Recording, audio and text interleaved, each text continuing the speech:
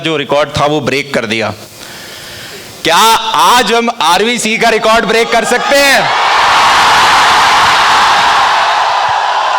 मुझे लगता है कि कर सकते हैं। सारे एनर्जी लगाएंगे तो एक छोटी सी एक्सरसाइज करते हैं और उसके बाद बड़ा स्पॉन्टी सेमिनार रखेंगे। यार आप कुछ भी पूछ सकते हो, 1.5 घंटे का ये सेशन होगा। मैं कुछ चीज़ें शुरुआत कर दूंगा, मुझे भी नहीं पता है आज मैं क्या बोलने आया हूँ।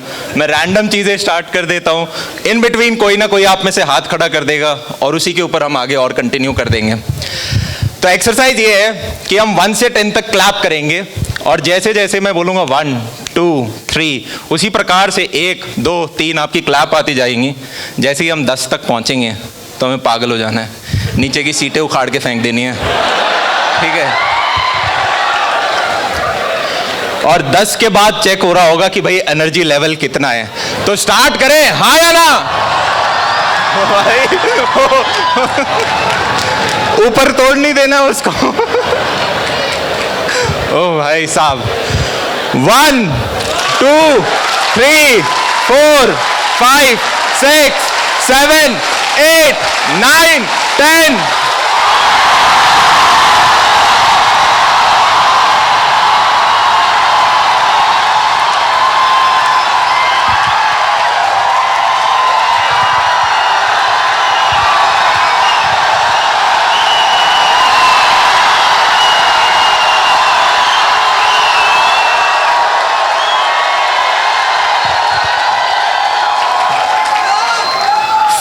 फर्स्ट पोजीशन के लिए अभी थोड़ा सा डिफिकल्ट हो रहा है।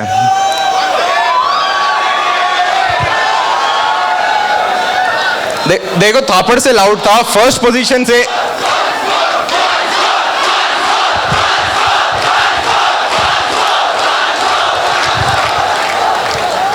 मुकाबला काफी टक्कर का है, क्योंकि आरवीसी में भी करीबन इतने ही बच्चे थे फुटबॉल ग्राउंड के अंदर। इस बार पक्का आया ना? इस बार सिर्फ 3 तक क्लैप कर रहे होंगे और उसके बाद एनर्जी चेक करते हैं, ठीक है? 1 2 3।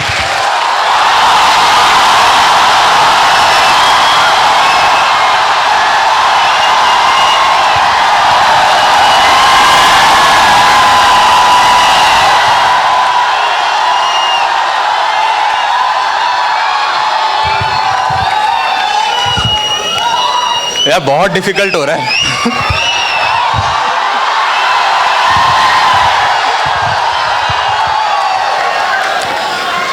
इसे एक टाई ब्रेकर अभी मैं दे सकते हैं। एक कोशिश सेशन के एंड में और करेंगे, एक कोशिश सेशन के एंड में और करेंगे। अभी एक टाई ब्रेकर है, क्योंकि जितने भी कॉलेजेस में जाया जाता है वो फर्स्ट पोजीशन का नाम हर कॉलेज में लेते हैं। अरे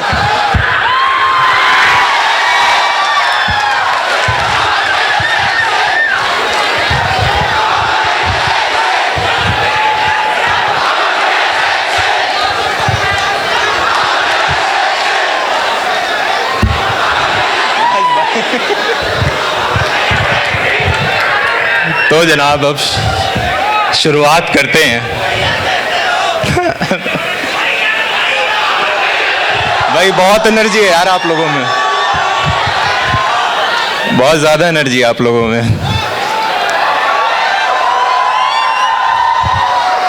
अब इन्होंने मुझे कुछ 1 से 1.5 घंटा दिया है आप सभी लोगों के साथ, और मैं कोशिश करूंगा कि कुछ चीज़ें आपके साथ शेयर कर पाऊँ, और उनमें से जो आपको ठीक लगे वो आप अपने साथ लिख के चले जाना। और आई होप आप अपने जीवन में आगे उसे इम्प्लीमेंट करके अच्छी बड़ी ऊंचाइयों पे जा रहे हो। तो स्टार्ट करते हैं स्टोरी टेलिंग के साथ। और स्टोरी टेलिंग है जो मेरी पिछले 7 साल की जर्नी रही है, उसमें कहाँ पे क्या क्या गड्ढे आए। अब आ रही है आवाज़? आवाज़ नहीं आ रही? Check check check. आ रही है? लास्ट तक आवाज आ रही है? और अब आ रही है आवाज लास्ट तक? आ रही है, चलो ग्रेट, बहुत बढ़िया।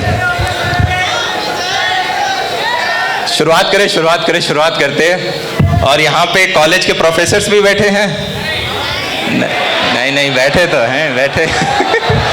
जितने प्रोफेसर्स बैठे होते हैं उतना नाप नाप के बोलना होता है। तो 2015 के अंदर यार मेरा इंजीनियरिंग कॉलेज जो था फर्स्ट ईयर स्टार्ट हुआ था। और एक चीज़ जो मैंने पिछले 7 सालों में देखी है वो ये कि जितनी एनर्जी हमारे अंदर कॉलेज के अंदर होती है, जितनी फायर होती है बेले के अंदर कि यार हाँ मेरे को कुछ अलग करना है, मेरे को कुछ डेल्टा अलग लेकर आना है।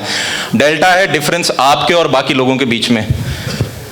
तो बंदा फर्स्ट ईयर के अंदर आता है इस सोच के साथ कि यार मैं नए नए दोस्त बनाऊंगा, नई नई चीज़ें एक्सप्लोर करके देखूंगा, शायद मुझे कुछ ऐसी चीज़ मिले जिसके ऊपर मैं काम कर रहा हूँ, शायद मुझे कोडिंग में ही बहुत ज़्यादा मन लग जाए, क्या मैं प्लेसमेंट्स बहुत अच्छी निकाल सकता हूँ। आप में से कुछ होंगे जो गवर्नमेंट जॉब्स के पीछे कि यार मेरे को यूपीएससी निकालना है, एसएससी निकालना है, सीजीएल निकालना है, मुझे ये बेल्ट की जॉब चाहिए। मुझे तो यहाँ पे कितने हैं जो कि गवर्नमेंट जॉब्स के लिए पढ़ाई कर रहे हैं? कितने हैं जो गवर्नमेंट जॉब्स के लिए पढ़ाई कर रहे हैं? कभी भी किसी को मत बताना कि गवर्नमेंट जॉब की तैयारी कर रहे हो, हाथ नीचे कर लो, ठीक है? वरना यही आस पड़ोस के दोस्त second year, third year, fourth year, college के बाद तक पूछते रहेंगे भाई क्या हुआ, नहीं हुआ, ओहो कोई नहीं यार तेरे में दम है यार, तू अगले साल निकाल लेगा। कभी स्पेशली सरकारी वाले कभी किसी को मत बताओ कि मैं सरकारी की तैयारी कर रहा हूँ। अब नेक्स्ट वाले पर अभी बता देना कितने हैं जो प्लेसमेंट्स की तैयारी कर रहे हैं, और कितने हैं जो खुद के वेंचर्स के ऊपर या स्टार्टअप वगैरह को। बहुत बढ़िया, ग्रेट जनाब। कोई और तो मिस नहीं हो गया? सारे सेक्टर कवर कर लिए, सरकारी, कॉर्पोरेट और खुद का करने वाले। फर्स्ट ईयर में कितने हैं? सेकेंड ईयर ज्यादा है, थर्ड ईयर और ज्यादा है, फाइनल ईयर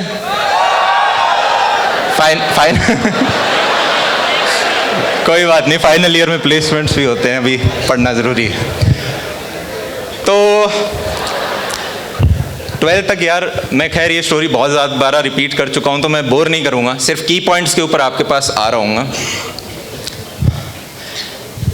इस पूरे सेमिनार का उद्देश्य ये होगा, एक तो जो मैंने 7 साल में चीज़ें सीखी, कुछ जो बहुत इंपॉर्टेंट वो आपको बता दूं, साथ में मुझे लगता है कुछ डेल्टा चीज़ें होती हैं जिससे कि सारी चीज़ हार्डवर्क नहीं है यार। हार्डवर्क की अगर हम बात करें, सबसे ज़्यादा हार्डवर्क कौन करता है? एक लेबरर। अरे हाँ या ना? पर लेबरर को यार उतना थोड़ा इनकम मिल रहा होता है। फिर अगर उससे ऊपर जाएं तो एक छोटे लेवल पे कोई अगर इंजीनियर हुआ तो वो व्यक्ति भी 6 दिन काम कर रहा होता है, उसके वर्किंग आवर्स होते हैं। फिर एक हो सकता है सीनियर इंजीनियर जो 6 की जगह सिर्फ 5 दिन ही काम कर रहा है, वर्किंग आवर्स और कम है, पर्क्स भी ज़्यादा हैं पर पैसे ज़्यादा मिल रहे हैं। एक हो सकता है आप CEO फाउंडर वगैरह हो सकता है आप ऑफिस ही 30 के 30 दिन जाते हो, आप 20 दिन भी नहीं जा रहे हो और फिर भी आपकी इनकम और ज़्यादा है। तो हमें ये समझ में आ रहा है कि सिर्फ हार्डवर्क नहीं होता, एक डायरेक्शन भी होती है कि आप किस डायरेक्शन में अपना हार्डवर्क इनपुट डाल रहे हो। अरे हाँ या ना? तो उस डेल्टा के बारे में भी बात हम कर रहे होंगे। और एक डेल्टा मेरा ये भी मानना है कि जीवन में सिर्फ देखो 3 चीज़ें बहुत इंपॉर्टेंट हैं जो मेरे को समझ में आई हैं। अभी हम सारे 18, 19, 20 साल के हैं, पर आज से 5 साल 6 साल बाद आप सब लोग 25 साल के करीबन के हो जाओगे, यस और नो? तब हमारे मम्मी पापा तो हमें फंड नहीं कर रहे होंगे, हम खुद कमा रहे होंगे, यस और नो? तो जनाब उस टाइम में हमें काफ़ी बार, और मैंने ये नोटिस करा है अपने आस पड़ोस में दोस्तों में देखते हुए, 23, 24, 25 जैसे जैसे आप जा रहे होगे आपको ये फील होना स्टार्ट हो जाएगा, यार काश मैंने थोड़ा ज़्यादा इनपुट डाल लिया होता। मैं 40,000 की जॉब क्यों कर रहा हूँ, मैं 30,000 की जॉब क्यों कर रहा हूँ जो मेरा दोस्त 80,000 की कर रहा है, मैं 80,000 की क्यों कर रहा हूँ जो मेरा दोस्त 1.25 लाख का कर रहा है, मैं 1.25 लाख का क्यों कर रहा हूँ जो मेरा एक दोस्त 10 लाख का कुछ कर रहा है। मैं ये जो यहाँ पे 4-5 हज़ार बच्चे अगर बैठे हैं, इसी कमरे में से एटलीस्ट 1% बच्चा ऐसा होगा जो स्काई रॉकेट की तरह ऊपर जाएगा। कोई हो सकता है यूपीएससी में बहुत अच्छी रैंक लेके आ जाए, कोई हो सकता है किसी का स्टार्टअप बहुत अच्छा जाए, कोई हो सकता है यहाँ पे कॉलेज का सबसे बेस्ट प्लेसमेंट उठा के लेके चले जाए 1 CR से ऊपर का कुछ, और तब आपको लग रहा होगा यार ये तो मेरे ही बैच का था, मतलब इसको इसने ऐसा क्या किया। और the only difference would be कि आपने डायरेक्शन क्या चूज़ करी थी। 25 साल की जब एज में आते हैं, मेरा मानना है कि हमें समझ में आता है कि लाइफ में एक तो कैपिटल बहुत ज़्यादा इंपॉर्टेंट है, हाँ या ना? हम में से मेजॉरिटी लोग इंजीनियरिंग इसलिए कर रहे थे, इसलिए नहीं क्योंकि हमें बचपन में बहुत, अगर इंजीनियरिंग में किसी को मज़ा भी आता है तो मैकेनिकल इंजीनियरिंग में आता है। अरे यार गाड़ियाँ वाड़ियाँ कैसे बनती होंगी, टार्जन देख के, टार्जन ही मूवी का नाम था, यार ये गाड़ियाँ वाड़ियाँ कैसे बनती होंगी। पर जैसे जैसे आते हैं फिर पता चलता है यार पैसे के लिए CS में ही हमें जाना पड़ेगा, तो CS ब्रांच को क्रॉप करते हैं। तो कैपिटल इज़ वेरी इंपॉर्टेंट, क्योंकि कैपिटल एक टूल है। जैसे एक फॉर्क होती है मैगी खाने के लिए, उसी प्रकार से उस टूल से आपके कपड़े भी आएंगे, तो आपकी रोटी भी आएगी, आपकी दाल भी आएगी, आप अपना घर परिवार भी चलाओगे, आपके हेल्थ मेडिकल इश्यूज़, कल को आपके पेरेंट्स बीमार हो रहे होंगे तो वो सारे एक्सपेंसेस फिगर आउट करना, वो सारा आपका कैपिटल मैनेज कर रहा होगा, बहुत इंपॉर्टेंट। सेकेंड एक और एस्पेक्ट जो बहुत इंपॉर्टेंट है वो ये कि फैमिली, कि आपके फैमिली कितनी स्ट्रांग आपने बना रखी है। ये एक ऐसा एस्पेक्ट है जो कि जब मैं खुद कॉलेज में होता था तो इतना नहीं देखते थे। इनफैक्ट मैं कोशिश करता था घर कम से कम जाऊं, सैटरडे संडे भी होते थे तो घर में बहाना बनाता था कि हॉस्टल में ही रहना है, घर कौन आएगा, क्योंकि घर में तो रिस्ट्रेन होती है ना, ये नहीं कर सकते, कैंपस में नहीं घूम सकते, बाहर नहीं जा सकते, दोस्तों से बात नहीं कर सकते। In fact summer break winter break भी होती थी तो मैं करता था कि नहीं थोड़ा हॉस्टल में ही रहते हैं, घर कौन जा रहा होगा। पर जैसे जैसे आप कॉलेज के बाहर जाते हो आपको पता चलता है जिस प्रकार से स्कूल के मेजॉरिटी दोस्त छूट गए थे जब हम कॉलेज में आए, उसी प्रकार से कॉलेज के भी मेजॉरिटी दोस्त आपके छूट जाएंगे जब आप अपनी प्रोफेशनल लाइफ में आओगे। और जैसे जैसे आप 23, 24, 25 और बाद में कल को आपकी शादी हो गया, आपका एक छोटा सा परिवार हो गया, तब तो आपके पास टाइम ही नहीं अपने दोस्तों के लिए, तब आपकी अलग ही एक रिस्पॉन्सिबिलिटी आपके ऊपर आ रही होंगी। तो जो सेकेंड एस्पेक्ट है फैमिली, वो बहुत मेरे को इम्पॉर्टेंट लगता है। अदरवाइज़ हम वो व्यक्ति तो नहीं बनना चाहते ना। जैसे एक एग्जांपल ले लेते हैं, ठीक है, यहाँ पे इसी का ले लेते हैं या किसी स्टूडेंट का लेते हैं, मेरे साथ ही रहता है फुल टाइम। कोई भी एक बच्चा आ जाओ, ब्लू शर्ट, हाँ अच्छा 2 ब्लू हैं, आ जाओ कोई भी आ जाओ। कैसे आओगे, भाग के आ जाओ, इतना घूम के आएगा, कोई नहीं आप आ जाओ, आजा, जो पहले आ गया वो आ गया, फर्स्ट कम फर्स्ट सर्व। अरे वाह,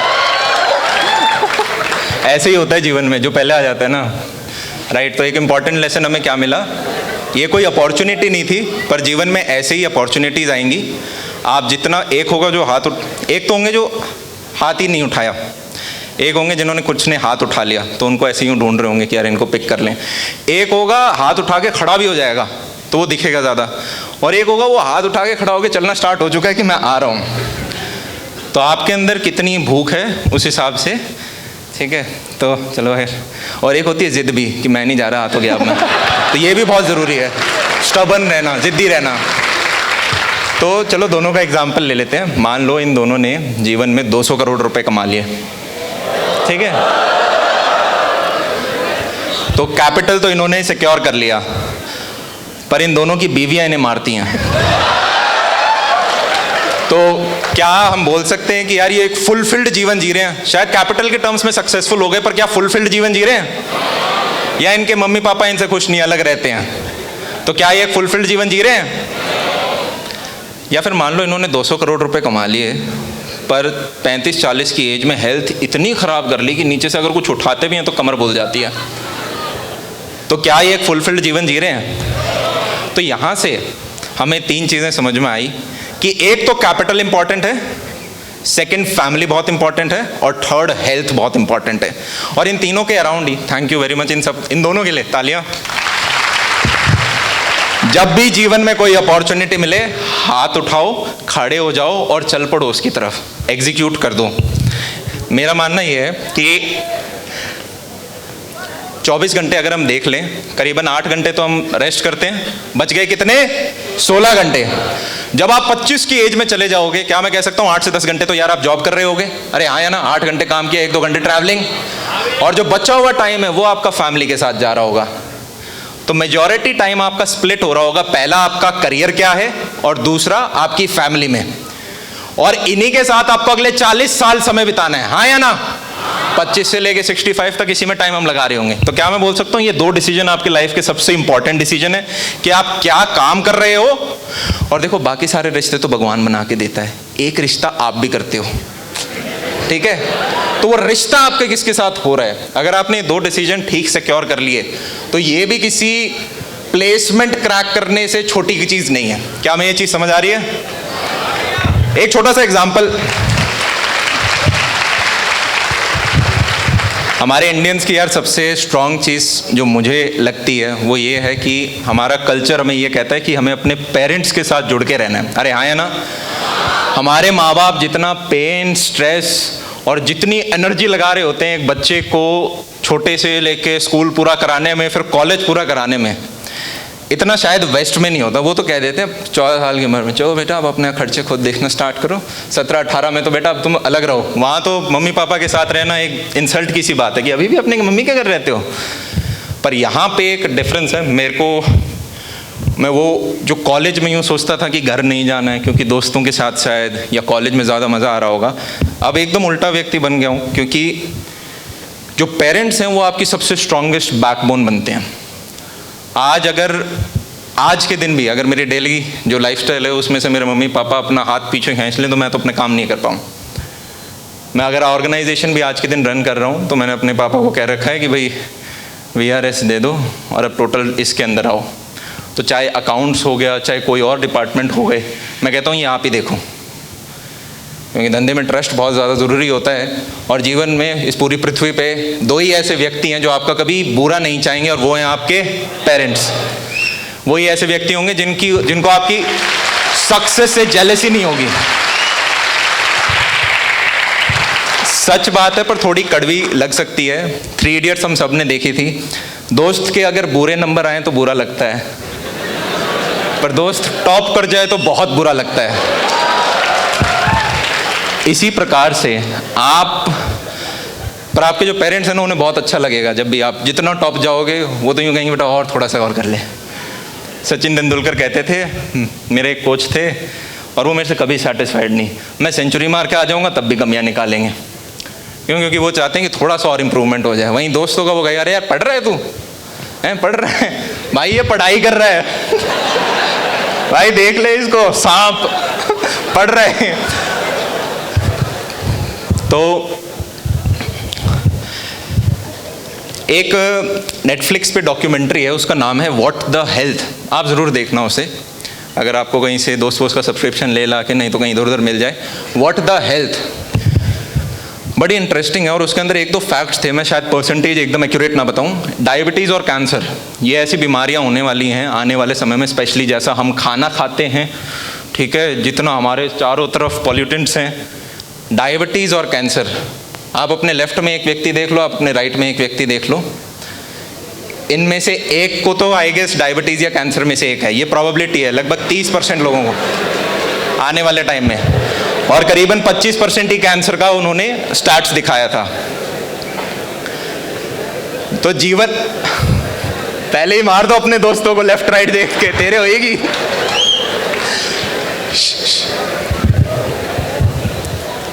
तो अरे अरे अरे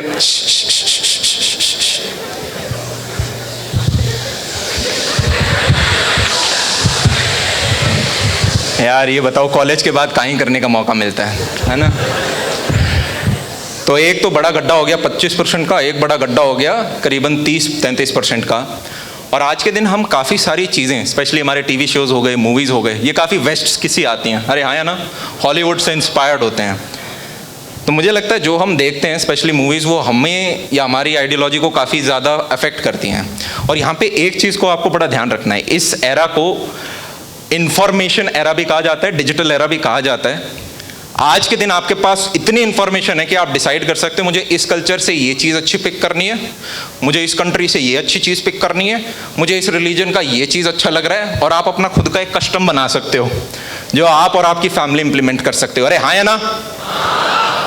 कोई चीज़ दिल पे मत लेना, पर ऐसे कंट्रीज़ हैं जहाँ पर आप मल्टीपल शादी अगर करते हो तो कोई दिक्कत नहीं है, पर अगर आप वो सेम चीज़ करो तो शायद आपके फैमिली में वो अलाउड ना हो। हाँ या ना? उसी प्रकार से वेस्ट की भी कुछ चीज़ें अच्छी हो सकती हैं, पर काफ़ी सारी चीज़ें शायद डैमेजिंग हो। वो आपको खुद फिल्टर आउट करना है कि व्हाट वर्क्स फॉर यू और क्या वर्क नहीं। मैं ऐसे ही देख रहा था, उधर का डाइवोर्स रेशो क्या है US का, 40% से ऊपर था। 40% से ऊपर। फिर एक कंट्री मिली मुझे लग्जमबर्ग करके, उसका 70% से ऊपर। मैंने कहा कर क्यों रही हैं शादियाँ, इन्हें तो पता है होना है। मतलब अगर आपको पता हो कि भाई यहाँ से उठ के मैं उस गेट तक जाऊँगा तो पक्का 50% प्रोबेबिलिटी है कोई मार देगा, आप जाओगे वहाँ तक? और यहाँ पे दुनिया और डॉक्टर चिल्ला चिल्ला के बोल रहे हैं 25% तो ये बीमारी 25% में तो यहाँ फंसोगे, 33% इसमें फंस जाएंगे, और वेस्ट का डाइवोर्स और पकड़ के लिया 40% इसमें फंस जाएंगे। तो 3 गड्ढे स्किप कैसे करेगा एक इंडिविजुअल? मान लो यहाँ पे एक व्यक्ति है, बहुत अच्छी पढ़ाई कर रहा है और उसने एक बहुत बढ़िया सा प्लेसमेंट ले लिया, माइक्रोसॉफ्ट, गूगल, फेसबुक, किसी का कंपनी, अमेजोन के अंदर अच्छा पैकेज ले लिया, 1-2 साल काम किया, फिर कहा मैं बाहर जाके एमएस करूँगा। बाहर जाके अच्छे से एमएस करके उधर और बढ़िया नौकरी उसने पकड़ ली, वो 25, 28, 30, 33, 35 का हो गया, और 35 में हो गया उसका क्या? डाइवोर्स। तो उसने जितना भी पैसा कमाया वो बाद में सारा किस में लगा देगा? लीगल में, लॉ सूट के अंदर, और अकेला बैठा होगा 35 की उम्र में, सोच रहा है क्या यार, ठुकरा के मेरा प्यार, मेरा मुझे लगता है दोनों जेंडर्स के लिए होना चाहिए था, बट ठीक है चलो जैसा है। तो बहुत इंपॉर्टेंट है, चाहे आपकी आज उम्र 19, 20, 21, हमारी जो भी उम्र है 18, पर आज ही से आप ये थोड़ा थोड़ा सोचना शुरू कर दो कि मेरी ज़िंदगी क्या है, मैं कौन हूँ, मैं क्या चाहता हूँ अपने लिए, मैं 25 की उम्र में कैसा देखता हूँ अपने आप को, मैं 30 में क्या चाहता हूँ, मैं 40 में क्या चाहता हूँ। मैंने रिसेंटली एक चीज़ एक वीडियो में भी कवर करी थी कि what is hello, what is hello, भाई नरक क्या है? तो किसी व्यक्ति ने कहा नरक वो जीवन का आखिरी दिन है जब आप अपने उस वर्जन से मिलते हो जो आप बन सकते थे। जीवन के आखिरी दिन जब हम अपने उस वर्जन से मिलते हैं कि यार मैं ये बंदा भी बन सकता था, पर उस दिन एक ही दिन बचा होता है तो आप कुछ कर नहीं सकते, वो है नरक। आज से 20 साल 30 साल बाद आपको सबसे बुरा उन चीज़ों के बारे में लग रहा होगा जो आपने नहीं करी, उन चीज़ों के बारे में नहीं जो आपने कर दी, उन चीज़ों के बारे में लग रहा हो। किसी ने वॉरेन बफेट से पूछा था आपकी आज तक की सबसे ख़राब इन्वेस्टमेंट कौन सी है? तो वॉरेन बफेट ने कहा मेरी सबसे ख़राब इन्वेस्टमेंट वो नहीं है जो मैंने कर दी और जिसमें थोड़ा बहुत नुकसान हो गया, सबसे ख़राब इन्वेस्टमेंट वो है जहाँ पे मुझे पता था ये मुझे करनी चाहिए पर किसी भी कारणवश से मैंने उसमें पैसा नहीं डाला। मेरी वो सबसे ख़राब इन्वेस्टमेंट है जो मैंने करी ही नहीं, जो मैंने एग्जीक्यूट ही नहीं करी। तो आज से 30 साल बाद आपको यूँ नहीं लगना चाहिए कि यार उस टाइम था, कर लेना चाहिए था। समझ रहे हो? हमारी जब हम 11th-12th में होते थे ना, तो स्कूल के अंदर वो होता है ना, एक आवाज़, हर क्लास की एक आवाज़ होती है, ठीक है? मतलब कुछ ऐसी आवाज़ें तो निकालनी भी बड़ी मुश्किल है। जब हम शायद 9th और 10th में थे, एक हमारी क्लास में लड़का होता था संदीप नाम करके, वो एक आवाज़ निकालता था, uh, yes sir, no sir, okay, मतलब हर एक चीज़ में अर लगाता था वो। तो पूरी क्लास उसे मिमिक करने लग गई थी, मतलब ऐसे ही लहजे में आ गया था वो। फिर जब हम 11th-12th में आए तो ये तो भेड़िए वाली आवाज़ होती है ना, वो अब तो मेरे से निकलेगी भी नहीं। हाँ, वो टीचर गया और बाद में वो स्टार्ट। फिर बीच में मेंढक भी बने थे हम कुछ समय के लिए, ठीक है? फिर वो जीप से एक आवाज़ वो ऐसे करके निकल, बस यार प्रोफेसर्स बैठे हैं तुम लोग। फिर बीच में वो भी एक गाना आया था ना, जहाँ पे वो टेबल पे आप करते हो ठक ठक ठक, हाँ, तो वो सारे बड़े मज़े आते थे। कॉलेज में और कर सकते हैं। तो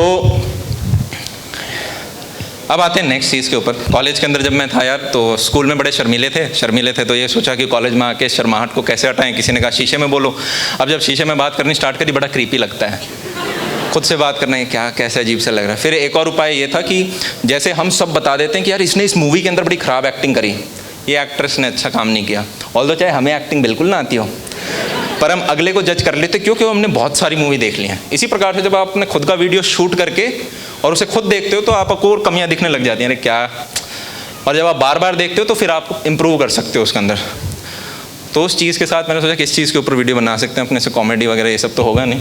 तो जो उस टाइम आता था, 12वीं का पेपर दे के आए, उसी के ऊपर बनाना स्टार्ट किया। और बैक इन 2015 यूट्यूब को देखा जाता था जैसे 2019-20 में टिकटॉक को देखा जाता है। इसका एक उदाहरण मैं इस प्रकार से दूंगा। कॉलेज का फर्स्ट ईयर है, बड़े ऐसे 5 व्यू, 10 व्यू, 15 व्यू। एक इंट्रोवर्ट के लिए सबसे एम्बैरेसिंग चीज़ पता है क्या होती है? उसके पेरेंट्स को पता चल जाए कि उसने कहीं पे वीडियो बनाया है। उसके माँ बाप देख लें वीडियो, मैंने कहा इनको कैसे पता चल गया, 5 तो व्यू आ रहे हैं। और वो 5 मेरे ही होते थे, रिफ्रेश करके देख रहा हूँ कितनी बार। पर शायद पता नहीं क्या तुक्का लगा, मम्मी ने मेरा ही नाम सर्च कर रही थी क्या। हमने कहा चलो ठीक है बेटा बनाया करूँ। मैं इतना वो क्लास का एक वो भोला बच्चा नहीं होता जो बचपन से ज़्यादा भोला जितना होना नहीं चाहिए। तो मेरे पापा को बड़ी टेंशन होती थी कि यार इसका जीवन में बड़े होकर नुकसान कर देंगे लोग, इसको थोड़ा सख्त बनाना पड़ेगा। पापा क्या करते थे, जब मैं छोटा था पड़ोसियों के बच्चे ले लेकर आते थे घर के अंदर और बोलते थे अब इसको लड़ाई कर इससे, लड़ाई कर इससे।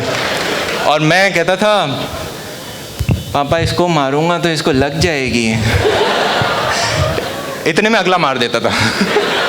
पापा ने कहा ऐसे, ये एक बार की सही की बात है। मैंने कहा अगले को लग जाएगी। वो छोटा सा बैट था, उसने बैट की दे के मारी मेरे। फिर पापा ने कहा इसको स्पोर्ट्स में डालते हैं, स्पोर्ट्स में हारेगा जीतेगा एग्रेशन आएगा। क्रिकेट, फुटबॉल, टेनिस में से टेनिस पिक किया क्योंकि उसमें कम लोग रिक्वायर्ड हैं खेलने के लिए। तो लगभग 7-1 साल गला हमारे घर के अंदर। सिंपल है, कोई बच्चा अगर पैदा हुआ है या तो उसको स्पोर्ट्स में भेज देंगे या फिर उसको बेल्ट की जॉब, आर्मी में जा, पुलिस में जा, इसके अलावा और कुछ नहीं।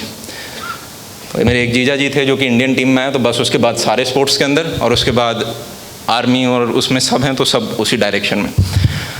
तो वो 7 साल खेला। पापा का बस एक शर्त होता था, खेलो तब तक बस मैथ्स और इंग्लिश में अच्छे नंबर आने चाहिए।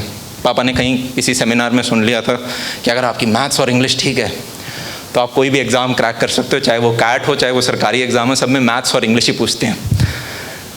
तो जैसे ही 10th में पहुँचे पापा ने कहा कि बेटा रॉजर फेडरर आप बनोगे नहीं, लेंडर पेस मुझे बनाना नहीं। मतलब आप 7 साल से खेल रहे हो और फिर लेंडर पेस तो हमारे लिए बहुत बड़ी एक इंडिया के सबसे फाइनेस्ट प्लेयर, सबसे इतने सालों से खेल रहे हैं। पर पापा के थोड़े विजन लंबे थे, बड़े थे। तो पापा ने कहा बेटा स्पोर्ट्स खेलना चाहते हो या पढ़ाई करना चाहते हो इंजीनियरिंग की? मैंने कहा पापा स्पोर्ट्स खेलना है। पापा ने कहा ठीक है बेटा इंजीनियरिंग कर लो। ठीक है। फिर 11th-12th के अंदर थोड़ा बहुत रगड़ा खाया, वही बसों के चक्कर काटो, ट्यूशन व्यूशन लेने के लिए एक बड़ी कोचिंग लो, स्कूल में जाओ, लॉन टेनिस सारा छुड़वा दिया था। फिर IIT के अंदर एडमिशन हुआ नहीं। अब जब IIT के अंदर एडमिशन नहीं हुआ तो भाई मैं तो रोया बैठ के। मैं यूजुअली कम ही रोते हैं, लड़के वगैरह वैसे ही छुपा हुए रहते हैं, पर उस दिन मैं घर में रो दिया। फिर मम्मी ने देखा, मम्मी परेशान हो गई। मम्मी ने कहा गांव वगैरह घूम के आ जा 7-8 दिन और ड्रॉप ईयर ले लियो। फिर आके पता चला कि कुछ और कॉलेजेस भी होते हैं, NITs वगैरह, इनके बारे में नहीं पता। बस बिट्स पिलानी पता था, पर बिट्स पिलाने पे घर वालों ने कह दिया था इतने पैसे नहीं है हमारे पास। ठीक है, तो तुम्हें सरकारी ही निकालना है अगर कुछ निकालना है तो।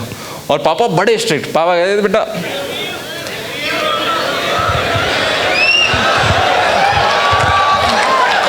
पापा ने बचपन से कह रखा था कि बेटा कॉलेज तक पढ़ाऊंगा, उसके बाद बाहर निकाल दूंगा कहीं से। मतलब बचपन से ऐसा खौफ डाल रखा था। मैंने कहा ठीक है। फिर कॉलेज के अंदर जब Day 1 पे आए तो ये था कि भाई बोलना सीखना है, थोड़ा पर्सनालिटी इंप्रूव करनी है, वरना ऐसे फुद्दू से रह गए। मैं अपने मम्मी पापा की सारी बात मानता था। बताओ क्यों? मैं बचपन में नहीं मानता था, बहुत पिटाई करते थे। तो हैबिट बन गई थी मानने। पापा का तो खौफ ही बहुत था और मम्मियाँ तो ऐसे कर लेते। तो कॉलेज का Day 1 और यही कॉलेज का Day 1 और आदत से मजबूर मैं फर्स्ट बेंच पे जाके बैठ गया। सीनियर्स आए, बड़े कूल लगते हैं Day 1 पे क्योंकि उनको ड्रेसिंग सेंस आता है, हमें नहीं आता। वो आए और बोले अच्छा, वो फ्रेशर्स पार्टी के लिए आते हैं क्योंकि उसमें थोड़ा बच जाता है कमीशन। तो बोले भाई क्लास का CR कौन बनेगा? मैंने कहा, मैंने एकदम से हाथ उठा दिया, पीछे मुड़ के देखा क्लास में किसी ने नहीं उठा रखा था। मैं सोच के आया था कि कुछ भी होगा हाथ उठा दूंगा, सारी अपॉर्चुनिटी ग्रैब करनी है, तो एकदम से उठा दिया, पीछे किसी ने नहीं उठा रखा।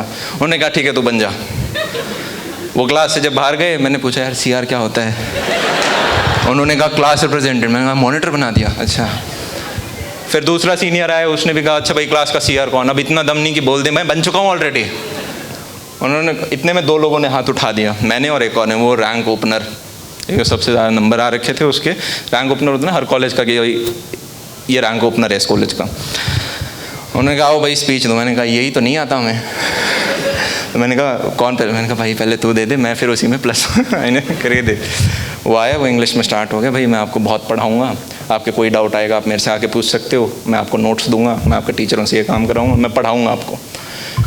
इतने में पीछे एक वॉस की मैम थी, जितना नाम कूल है उतनी मैम बड़ी कूल थी। वो वॉस की मैम हैट पहन के बैठी थी, कोई सेंस है कॉलेज में हैट पहन के बैठने का? पर पीछे एक टेबल है, उधर मस्त बैठ के ऐसे हैट, वो कहती हैं इधर आ। मैं कहा मैं आता। फिर उन्होंने कहा कि तेरे को ये सब नहीं बोलना है, तू बोल तू कराएगा बंक, तू दिलवाएगा इनको बॉल फुटबॉल वगैरह ये सारी चीज़ें। मैं कहा ठीक है। मैं गया, मैं जाके यही बोल दिया, क्या मेजॉरिटी से जीता मैं? किसी ने वोट नहीं किया दूसरे को। तो जैसे ही सीआर बन गए, फिर उन्होंने कहा भाई कॉपी रोटेट कर दो, व्हाट्सएप ग्रुप बनाना। मैंने कॉपी रोटेट कर दी, सबने नंबर डाल दिया। इस कॉपी से बड़ा एक इंटरेस्टिंग किस्सा है जो मैं आपको, जब फाइनल ईयर में आया तब एक हुआ, आपको बताऊंगा बाद में। तो जब आप हॉस्टल मैंने ले लिया था, ऑल्दो मेरा घर पास में ही था, पर पापा मम्मी ने भी कहा बेटा हॉस्टल में रहो, थोड़ा खुलोगे। मतलब माँ बाप कह रहे हैं हॉस्टल में रहो बेटा, थोड़ा खुलोगे, तुम घर में मत रहना ज़्यादा। मम्मी ने कमरा वमरा डे 1 पे सेट कर दिया। हमें सिंगल रूम सिंगल कमरे में एक आदमी रहता था। मैंने गेट खोला और ऐसे देख रहा हूँ ताजमहल देख रहा हूँ, यार 4 साल यहाँ रहूँगा, आज़ाद परिंदे, कोई रोकने टोकने वाला नहीं। फिर उधर आपके 3-4 दोस्त बन जाते हैं जिनसे आपकी बातचीत ज़्यादा होती है, जिनके साथ आप कैंटीन में घूमते हो, इधर उधर भागते हो, हॉस्टल टापते हो, कॉलेज टापते हो, ये सारे। अरे मैं भूल जाता हूँ यार, तुम सीटी मारते हो मैं भूल जाता हूँ मैं बोल क्या रहा था। क्या बोल रहा था मैं? हॉस्टल। हाँ, तो इन्हीं 4 दोस्तों में से एक का नाम था अग्रिम। अरे बड़ा घिस्सू।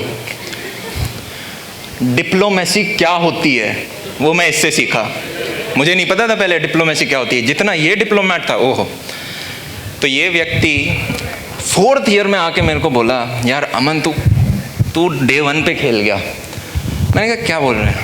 इसके साथ मैं हमेशा रहा हूँ, दिन रात इसका बगल में रूम है, हमने कितने ही घंटों बात करी होगी, एग्जाम टाइम में कितने ही घंटे साथ रहे होंगे। जब फाइनल ईयर आ गया है, 1st, 2nd, 3rd, 4th year में आके ये बोल रहे हैं यार तू डे 1 पे खेल गया। मैंने कहा क्या खेला? यार तेरे को डे 1 पे सबका नंबर मिल गया था। मैंने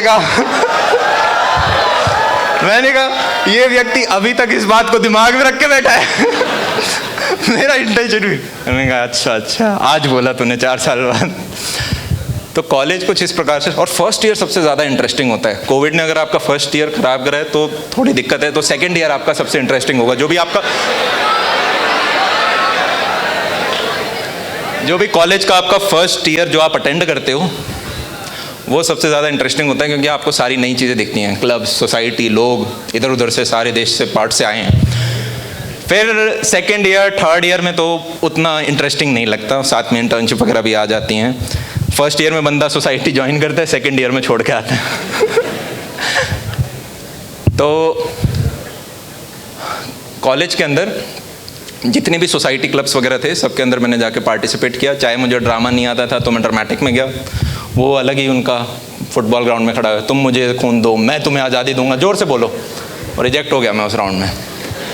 म्यूज़िक वगैरह में लोग गिटार के साथ ऐसे ही बढ़िया कूल वूल, वो एक था ना यहाँ पे हमारा होस्ट, कूल वूल टाइप लोग ऐसे। और मैं कह रहा यार ना सुर आते ना गिटार आता, क्या गा क्या रैप गा क्या है। मैं वहाँ पे किसी और का, सीनियर ने मुझे ऐसे देखा, जो सीन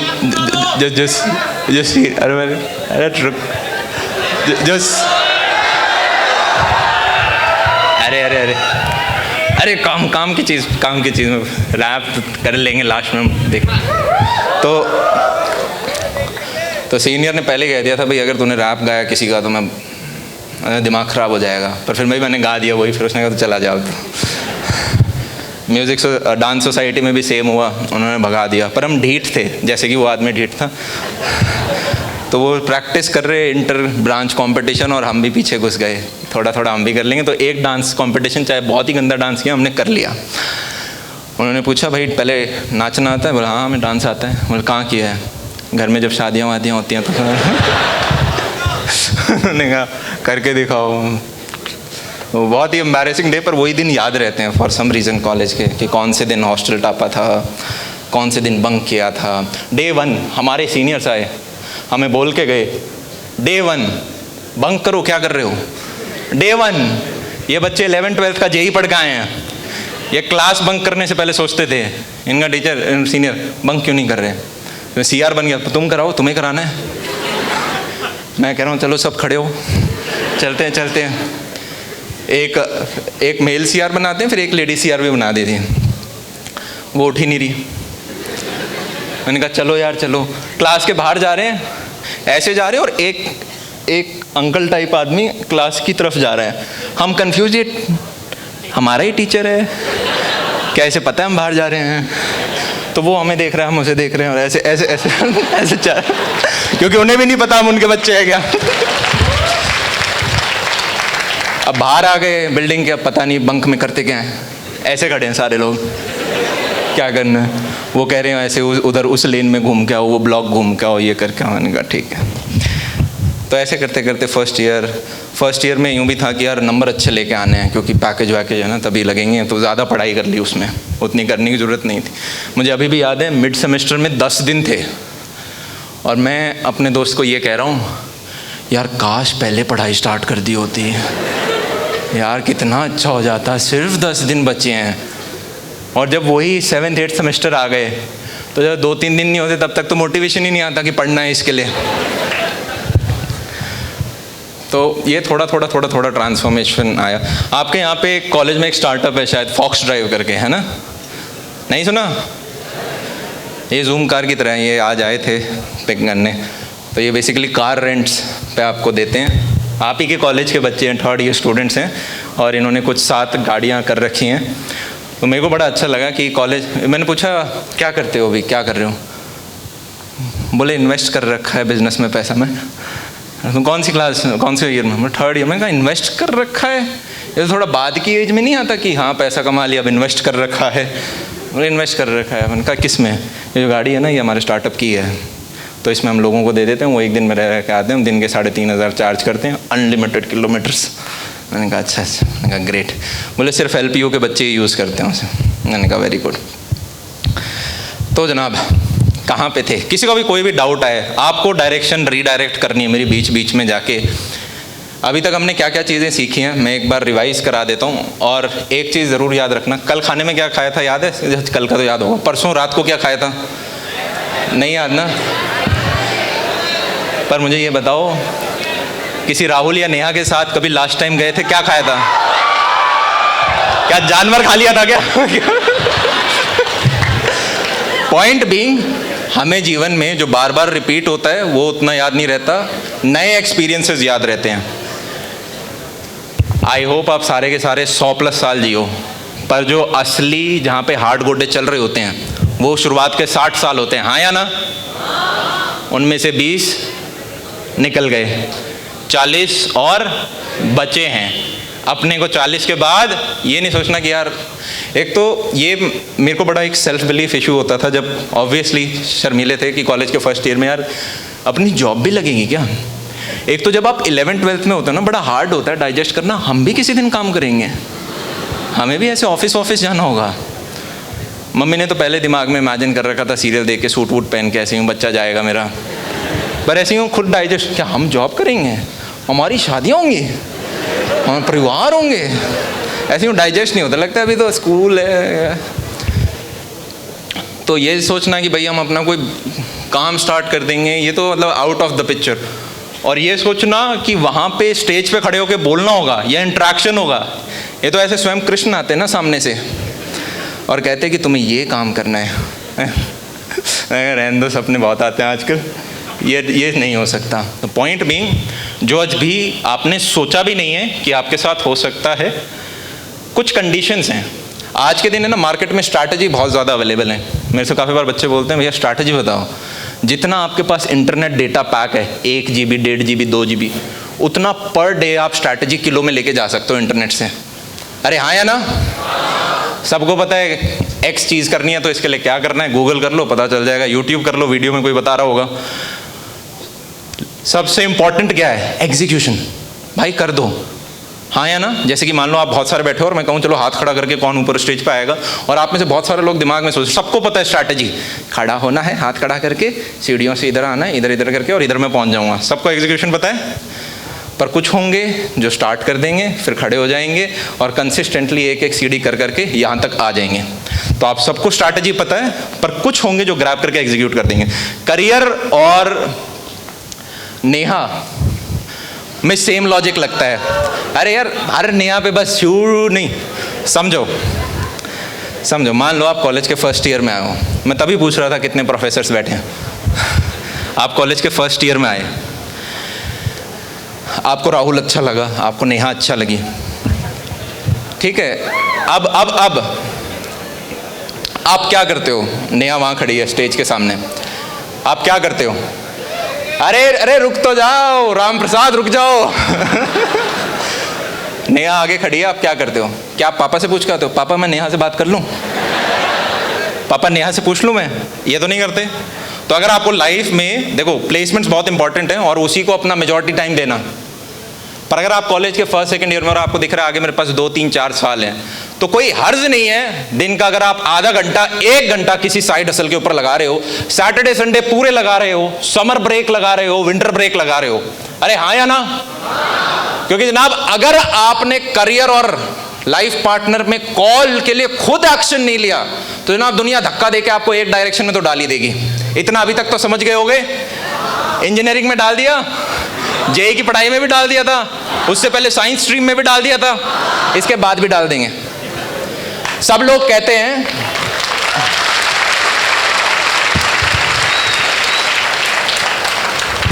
साइड हसल करने में आप हार नहीं सकते। मैक्स टू मैक्स क्या होगा? आपने 3 साल मेहनत करी, कुछ सीखोगे ही, हाथ पैर कुछ चलाए, कुछ एक्सपोजर ही मिलेगा, 4 लोग एक्स्ट्रा से बात ही करोगे। अरे हाँ या ना? प्रायोरिटी 1 किसको रखना? अपनी कॉलेज की पढ़ाई को, क्योंकि उसमें 18 साल का इन्वेस्टमेंट किया और बहुत सारे पैसे भी लगे हैं। पर अगर आपने 3-4 साल इसके अंदर लगाए, पहले 1-2 साल तो आपको स्किल सीखने में लगेंगे और उसके 1-2 साल आपको उस फील्ड में ग्रो होने में लगेंगे, और फिर आप देखोगे यार 2 साल 3 साल 4 साल हर एक के लिए अलग हो सकता है कि यार अब ये चीज बड़ी हो गई है, अब ये चीज रिटर्न दे रही है। जिस दिन वो चीज बड़ी हो जाएगी आप खुद सबसे लड़ पड़ोगे, आप खुद फैमिली को मना लोगे, आप खुद अपने दोस्त चल उनके तो आप कंसिडर ही नहीं करोगे कि वो क्या बोल रहे हैं, आप खुद वो चीज कर लोगे। प्रश्न ये है कि क्या आप उसके अंदर रिक्वायर्ड एफर्ट डाल रहे हो, effort in a right direction. तो अगर नेहा यहाँ पे खड़ी हुई है तो मैं अपने पापा से पूछने नहीं जाता पापा नेहा से बात कर लूँ क्या। तो उसी प्रकार से अगर आपको कोई साइड हसल करनी है तो हमारा ये बहाना नहीं होना चाहिए मेरे पापा मेरे को मना कर रहे हैं, वो तो करेंगे ही क्योंकि उन्होंने तो आपको यहाँ इंजीनियरिंग करने भेजा है। अरे हाँ या ना? मुझे वो जो बच्चा मिला, मैंने पूछा यार इन्वेस्टमेंट करने के पैसे कहाँ से आए तुम्हारे पास, ये गाड़ी में इन्वेस्ट कैसे कर दिया तुमने? बोला 8 लाख के करीबन का गाड़ी था, पर मेरा 1.25 लाख का डाउन पेमेंट का कहाँ से आए। तो बोला हॉस्टल में रहने का यहाँ पे कुछ 1,20,000 रुपये टाइप है, शायद इतना ही होगा। मैंने क्या किया, मैंने बाहर एक किराया रूम में ले लिया, 2,000 रुपये मेरा पड़ता है। तो जो भी नेट अमाउंट बचा वो सारा का सारा मैंने उस स्टार्टअप में इन्वेस्ट कर दिया। मैंने कहा लॉस में हो पॉजिटिव में हो? बोला 1.25 लाख लगाया था, 3 लाख कमा चुका हूँ। अब वो व्यक्ति कह रहा है कि मैं शायद आगे प्लेसमेंट ले लूं। उसने साइड हसल स्टार्ट करी, उसने इन्वेस्टमेंट भी करा, उसने थोड़ा कमा भी लिया, पर उसने कहा मेरे को स्टेबिलिटी ज्यादा चाहिए। पर क्या उसे पिछले 3 साल में कोई नुकसान हुआ? अरे अगले 5 महीने पढ़ के निकाल लो, अभी तो 4th ईयर पढ़ा है, 3rd ईयर 4th ईयर 2 पढ़े हैं, 1 साल पढ़ के अपना निकाल लो प्लेसमेंट। पॉइंट बीइंग उसे कुछ चीज सीखने को मिली। तो इसी प्रकार से आप भी, और एक और अब सेकंड चीज़ होती है नेहा के केस में काफ़ी बार बोला जाता है बेटा एक बार पहले जॉब पकड़ लो उसके बाद कुछ भी कर लेना। तो इसको भी एक और एग्जांपल से समझने की कोशिश करूँ। मान लो यहाँ पे नेहा खड़ी हुई है और आप कॉलेज के फर्स्ट ईयर में हो, क्या 4 साल बाद भी नेहा वहीं खड़ी रहेगी? क्या आपको लगता है नेहा आपका इंतज़ार कर रही है? नेहा तो चली गई। तो अपॉर्चुनिटीज, आपकी जो टाइमिंग है, टाइमिंग बहुत ज़्यादा इंपॉर्टेंट होती है। और काफ़ी सारे ऐसे डोमेन्स होते हैं जहाँ पे आपको लगता है यार अभी ये चीज़ उठ रही है, मुझे इसमें जंप करना चाहिए या शुरू करना चाहिए, ठीक है। जैसे मैं बता रहा था 2015 के अंदर यूट्यूब को एज अ टिकटॉक देखा जाता था, 2020 में देखते थे। उसका एक एग्जांपल देता हूँ मैं। तो फर्स्ट ईयर में बैठा हूँ, एक क्लास में एक लड़की, वो ऐसे आई, मैं वहाँ खड़ा हुआ हूँ। एक तो व्यू नहीं आते, 10-15 व्यू आते उसने। अमन, मैंने कहा हाँ। तो यूट्यूब पे वीडियो बनाते हो? मैंने कहा हाँ। वो ऐसे देख रही है, मुड़ी और चली गई। मैंने कहा क्या इतना घटिया काम कर रहे हैं क्या कुछ? मतलब इतना खराब काम है क्या कुछ? तो पॉइंट बीइंग, शुरुआत में जब भी आप कोई चीज़ करोगे तो ऐसी छोटी मोटी चीज़ें होती रहेंगी, पर वहाँ एक शब्द है, वो फाउंडर मूवी अगर आपने देखी हो, मैकडॉनल्ड्स वाले की जो जर्नी पूरी बताई है, उसके अंदर लास्ट में वो एक मैसेज देता है। सबसे इंपॉर्टेंट क्या होता है? परसिस्टेंस। देखा है वो लास्ट की एंडिंग? सबसे इंपॉर्टेंट चीज़ ये नहीं है कि आप में टैलेंट कितना है, आपने क्या पढ़ के आए हो, क्या नहीं पढ़ के आए हो। सबसे ज़्यादा होती है जिद, परसिस्टेंस। और परसिस्टेंस को अगर मैं ब्रेक करूं 2 शब्दों के अंदर, तो उसमें पहला शब्द है कॉन्फिडेंस। अगर आप एक लर्नर हो, इसको रिपीट करते हैं, मैं एक लर्नर हूं जिसके एक हाथ में है कॉन्फिडेंस और दूसरे हाथ में पेशेंस। तो if you are a learner जिसके पास कॉन्फिडेंस है, कॉन्फिडेंस इसलिए कि यार अगर मैंने इस पे 3-4 साल लगाए तो कुछ बना जाऊंगा, और नहीं भी बना तो सीख जाऊंगा, काफ़ी कुछ सीख जाऊंगा। और फिर आपके पास पेशेंस है 6 महीने, 1 साल, 1.5 साल, 3 साल, 4 साल, 5 साल उस चीज़ पे करने का, तो जनाब आप खींच जाओगे उस फील्ड के अंदर। कोई डोमेन छोटा नहीं होता। ऐसा नहीं है, बच्चे पूछते हैं भैया किस डोमेन के अंदर मैं अपने अगले 2 या 3, 4, 5 साल लगाऊं। देखो यार, ऐसे इंजीनियर्स भी हैं जिनको जॉब नहीं मिलती, और ऐसे इंजीनियर्स भी हैं जिनकी करोड़ों की जॉब है। ऐसे डॉक्टर भी हैं जिनकी जॉब नहीं लगती, और ऐसे भी हैं जिनके बड़े अच्छे क्लिनिक चल रहे हैं, हाँ या ना? ऐसे लॉयर्स भी हैं जिन्हें यार बिल्कुल काम नहीं मिल रहा, पेड़ों के आसपास घूम रहे, और ऐसे भी हैं जो कि भाई एक सेशन के ही आपसे कहेंगे कि भाई 4 लाख रुपए लगेंगे, दिन के अंदर 4 सेशन लेते हैं। वैसे मतलब लेने वाले तो 10-12 लाख भी ले लेते हैं एक सेशन के, सीनियर एडवोकेट्स। तो कोई डोमेन, अर्बन कंपनी आप जानते हो, पाइप, प्लम्बर, मेकअप, ये सारा, पर देखो नेशनल लेवल पे कंपनी बना दी। कोई काम छोटा नहीं है, प्रश्न ये है क्या आप उसे नेशनल लेवल पे लेके जा सकते हो। एक और छोटा सा इंसाइट मैं देना चाहूँगा यहाँ पे, क्योंकि ये 99th सेमिनार है। मान लो किसी व्यक्ति को महीने का 10,000 रुपये कमाना है, ठीक है? जो जो आपको ठीक लग रहा है और उसको लिख लेना, वरना 2 दिन पुराने खाने की तरह हम भूल जाएंगे, भूल भी जाओगे कभी आया भी था कोई, या हाँ बात तो हुई थी, क्या बात हुई थी, कुछ तो हुई थी, लिख लेना उसे, लिख के याद रहती है, और घर जाके 4 लोगों को बताना। अगर आपको वो यूज़फुल लगे तो ज़बरदस्ती अपने दोस्त को बताओ, मम्मी को बताओ, पापा को बताओ, क्या कह रहे हैं, डांटेंगे, अरे बता दो, दीवार को बताओ, लिख लो, खुद सेल्फ अंडरस्टैंड करो। क्योंकि जब तक आप जिस प्रकार से 11th-12th में फिजिक्स को रिवाइज करना पड़ता था, इसी प्रकार से आपको जो आपके बेसिक कुछ फंडे हैं आप कहीं से भी सीखते हो, किसी पॉडकास्ट से सीखते हो, किसी सेशन, उनको रिवाइज मारते रखो। इससे पहले क्या बोल रहा था मैं, अगर आपको 10,000 रुपये कमाने हैं इंडिया के अंदर 1 महीने के अंदर, क्या क्या किया जा सकता है? मैंने कहा लेबर का वाला काम भी किया जा सकता है, यस और नो? 500 रुपये, 800 रुपये, 1000 रुपये दिहाड़ी पे जो काम होता है वो कर लो, कहीं रेस्टोरेंट पे जाके थोड़ा बहुत काम कर लो, 10,000 हो जाएंगे। अगर आपको करीबन 1 लाख रुपया कमाना है, ऐसे 10 हम ऊपर जाते जाएंगे, अगर आपको इंडिया में महीने का 1 लाख रुपये कमाना है तो क्या करना होगा? अरे कौन है यार ये स्टॉक्स, कौन है? स्टॉक्स को बाद में कवर करेंगे थोड़ी देर में। जब तक आपकी अर्निंग ज़्यादा नहीं होगी ना, स्टॉक मार्केट क्या करेगा? आपका बेस, आपने प्रिंसिपल क्या लगाया वो बड़ा होना चाहिए, तभी तो उस पर आएगा, ठीक है? तो अगर आपको 1 लाख रुपया कमाना है, या तो आपके भाई फ्रेशर में ही बहुत अच्छी कंपनी में जॉब लग जाए, माइक्रोसॉफ्ट वगैरह इन तरह की, तो ये आपको 1 लाख रुपये का बेस दे देंगे, और बाकी इनका स्टॉक्स होता है। 40-50 लाख का पैकेज होता है, पर बेस तो 17-18 लाख का होता है, 1-1.5 लाख टाइप।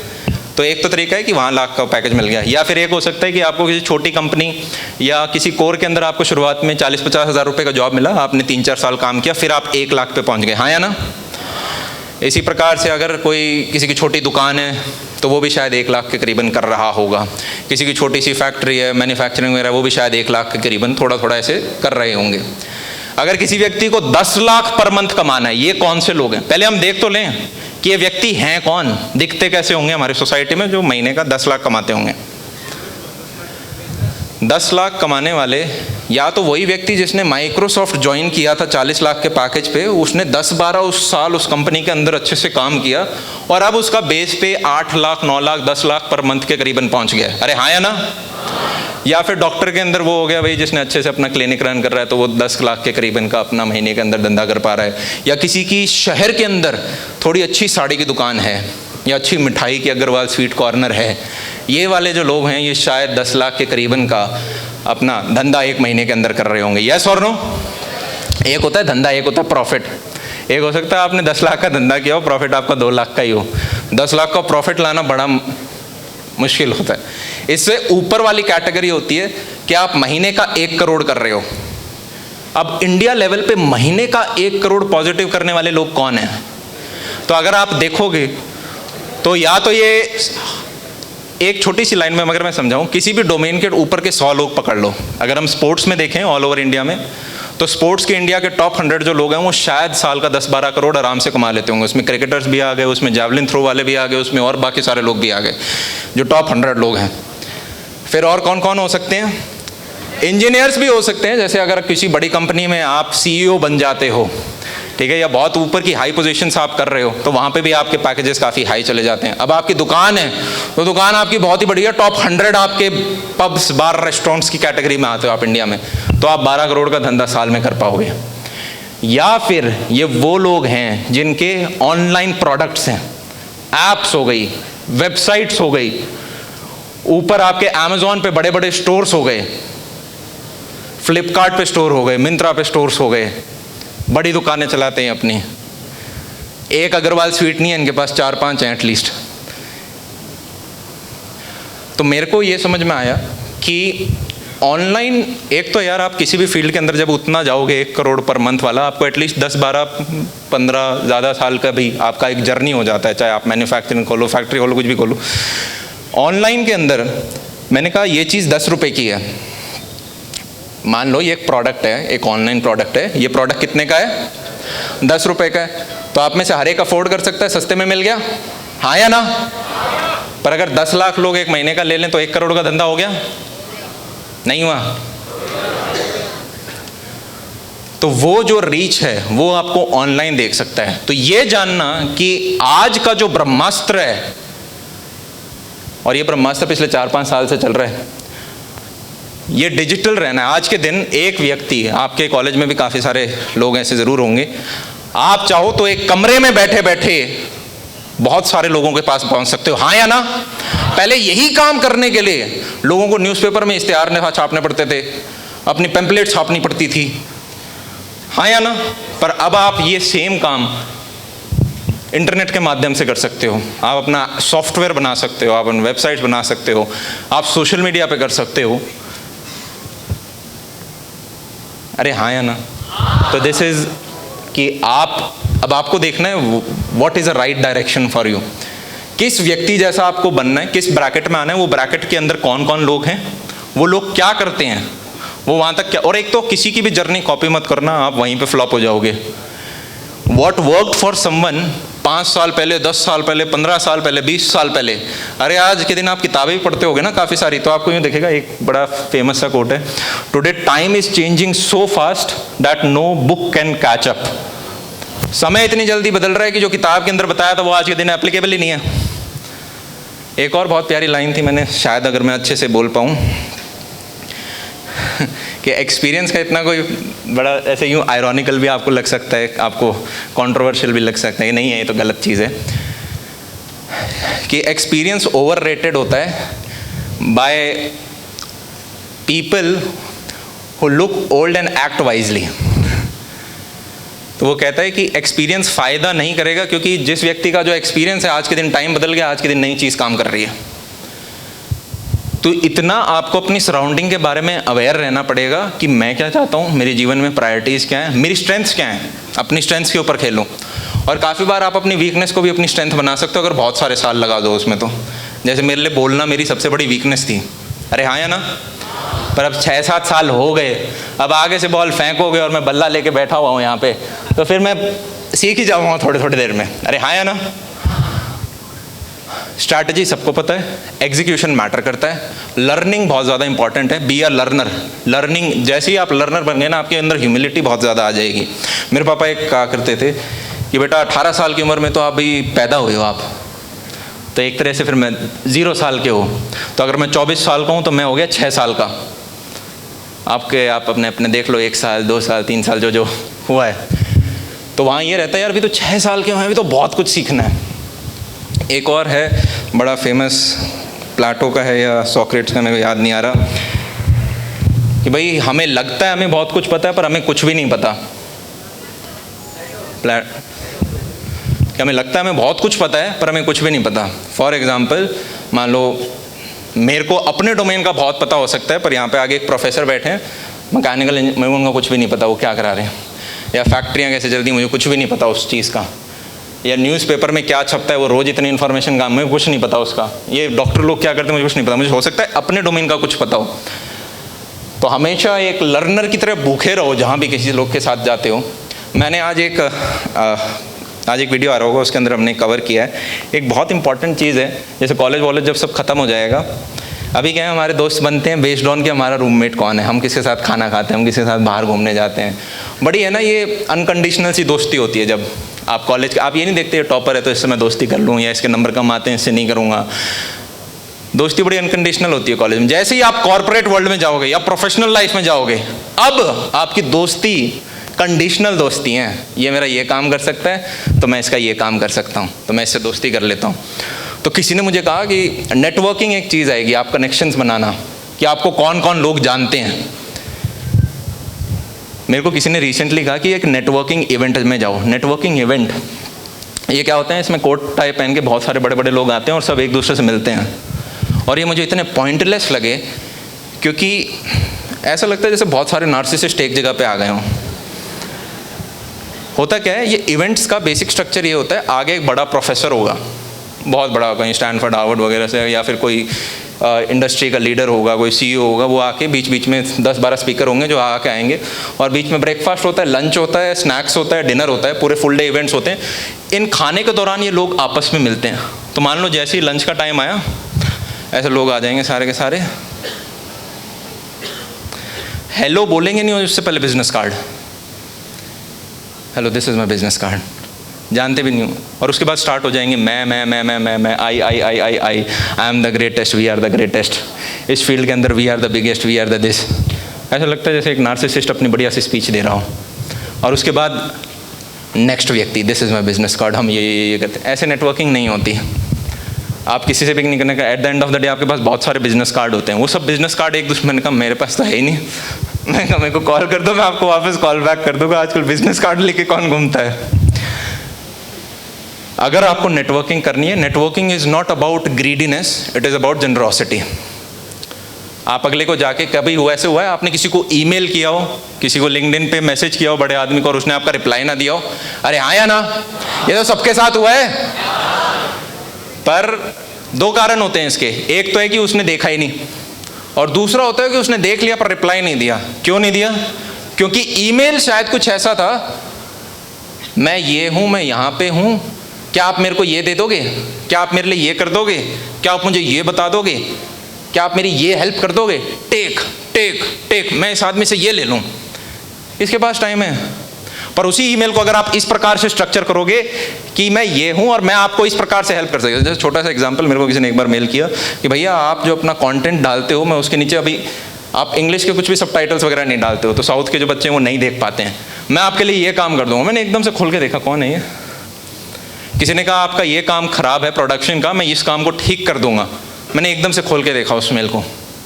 तो जब भी आपको नेटवर्किंग करनी है, पहले जनरॉसिटी, आप अगले के लिए क्या कर सकते हो। किसी के पास जाओ तो बोलो यार मेरे पास ये 4 क्लाइंट हैं, ये तेरे को करियर में हेल्प कर सकते हैं, ये तेरा धंधा बड़ा कर सकते हैं। आप पहले हेल्प करो, अगला व्यक्ति शॉक हो जाएगा कि यार इतना सेल्फलेस तरीके से मुझे हेल्प कर रहा है, उसके अंदर से खुद आएगा कि मैं इसका एहसान वापस कब लौटाऊं। बजाय ये कि आप पहले ही जाकर सोचो मैं तो तेरे से ये चीज़ लेने आया हूँ, आप पहले बोलते मैं तेरे लिए ये लेकर आया हूँ। और फिर ये होता है सबसे best way of networking. College में आपका प्लेग्राउंड है, यहाँ प्रैक्टिस कर सकते हो आप आस पड़ोस के दूसरे इधर उधर के ब्रांचेस के लोगों के ऊपर। फिर जब आप इंडस्ट्री में जा रहे हो, हमेशा याद रखना, आज के दिन थोड़े रूल बदल गए हैं, ठीक है? बी वेरी काइंड, बहुत काइंड रहना ज़रूरी है, बहुत ज़्यादा एम्पैथेटिक रहना ज़रूरी है, आपको अंदर बहुत ज़्यादा पॉजिटिव, वो कहते हैं ना फॉरगिव योर एनिमी, बड़े से बड़े एनिमी को फॉरगिव कर दो, फॉरगेट मत करो। फॉरगिव कर दो पर फॉरगेट मत करो कि दोबारा नहीं काम करना है इसके साथ। अरे हाँ या ना? इतना बड़ा दिल रखना होगा, अदरवाइज लाइफ जो है वो एक मैराथन है बड़ी, पर इस मैराथन में बीच में हर्डल है। हर्डल रेस देखिए, छोटी सी होती है, आपको ऊपर से कूद कूद के जाना होता है, ओलंपिक्स में दिखाते हैं। उस हर्डल रेस को मैराथन के साथ जोड़ दो, ये है लाइफ। अब बीच बीच में आपके हर्डल्स आएंगे, जब भी आप हाइट पकड़ोगे, मैंने बताया ना यूपीएससी की जो लोग तैयारी कर रहे हैं, अपने हाथ नीचे कर लो। जैसे जैसे आप लाइफ में कुछ बेटर करोगे या फिर आपका कुछ भी ठीक हो रहा होगा, लोग आपको पकड़ के नीचे खींचना स्टार्ट करेंगे।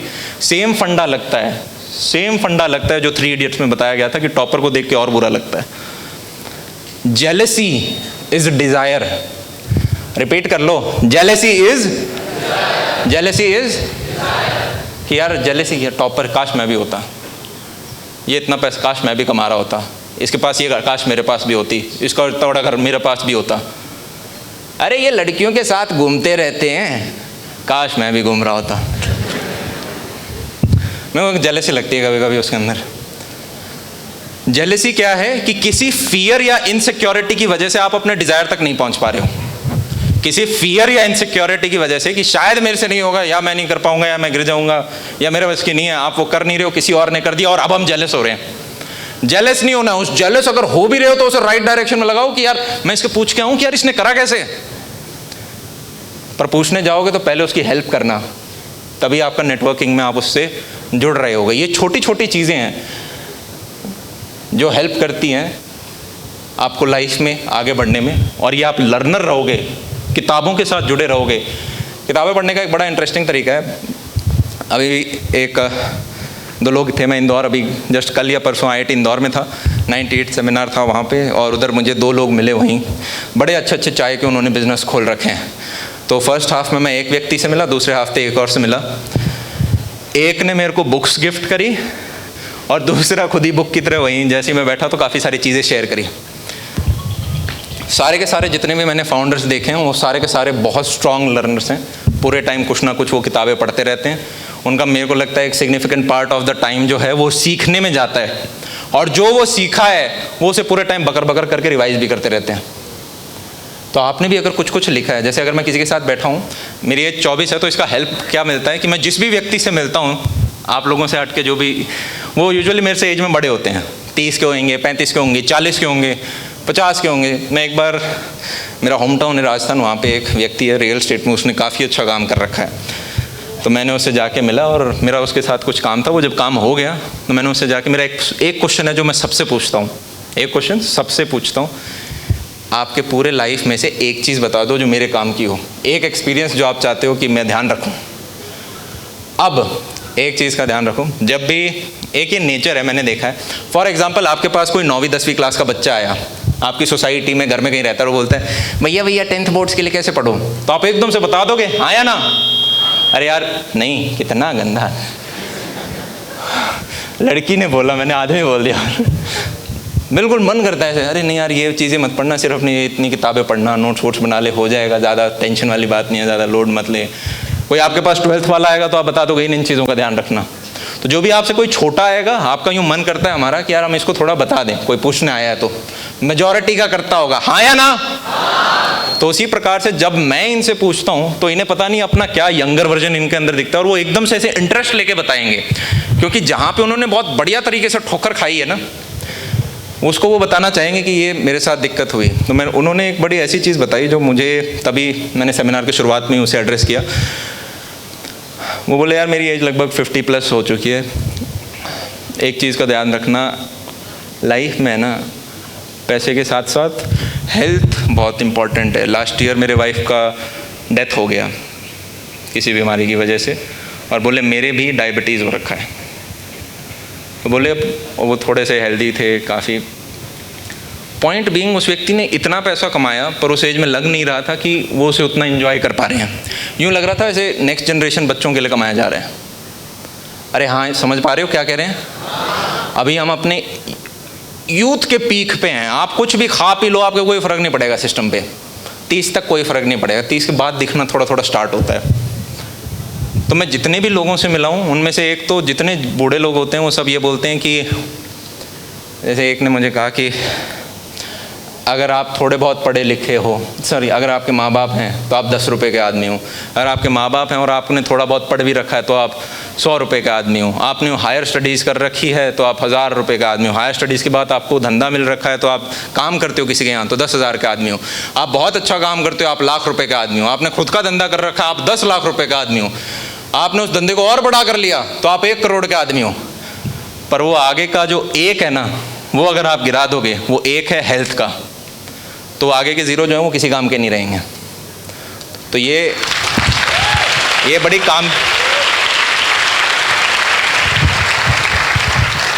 काम की चीज़ है। अभी मुझे रिसेंटली एक दोस्त मिला मुझे बहुत अच्छा, और वो व्यक्ति ने अपने अर्ली 20s के अंदर बहुत बढ़िया तरीके से अफोर्ड रखा, बहुत बढ़िया तरीके से अफोर्ड रखा।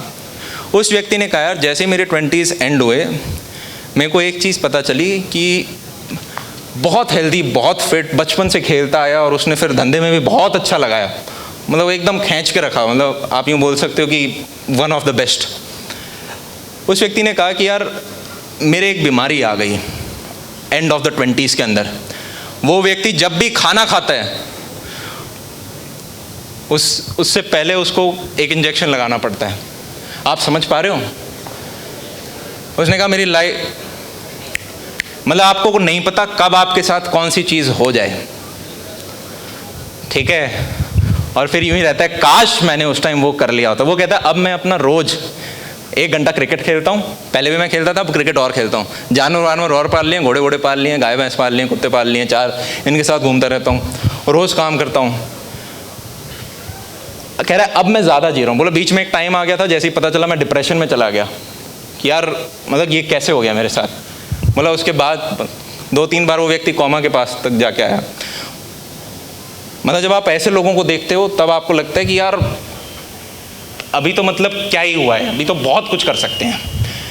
पर एक चीज़ का और ध्यान रखना, बेसिक्स, मेरे को लगता है बेसिक्स आप में से ऑलरेडी सबको पता ही होंगे।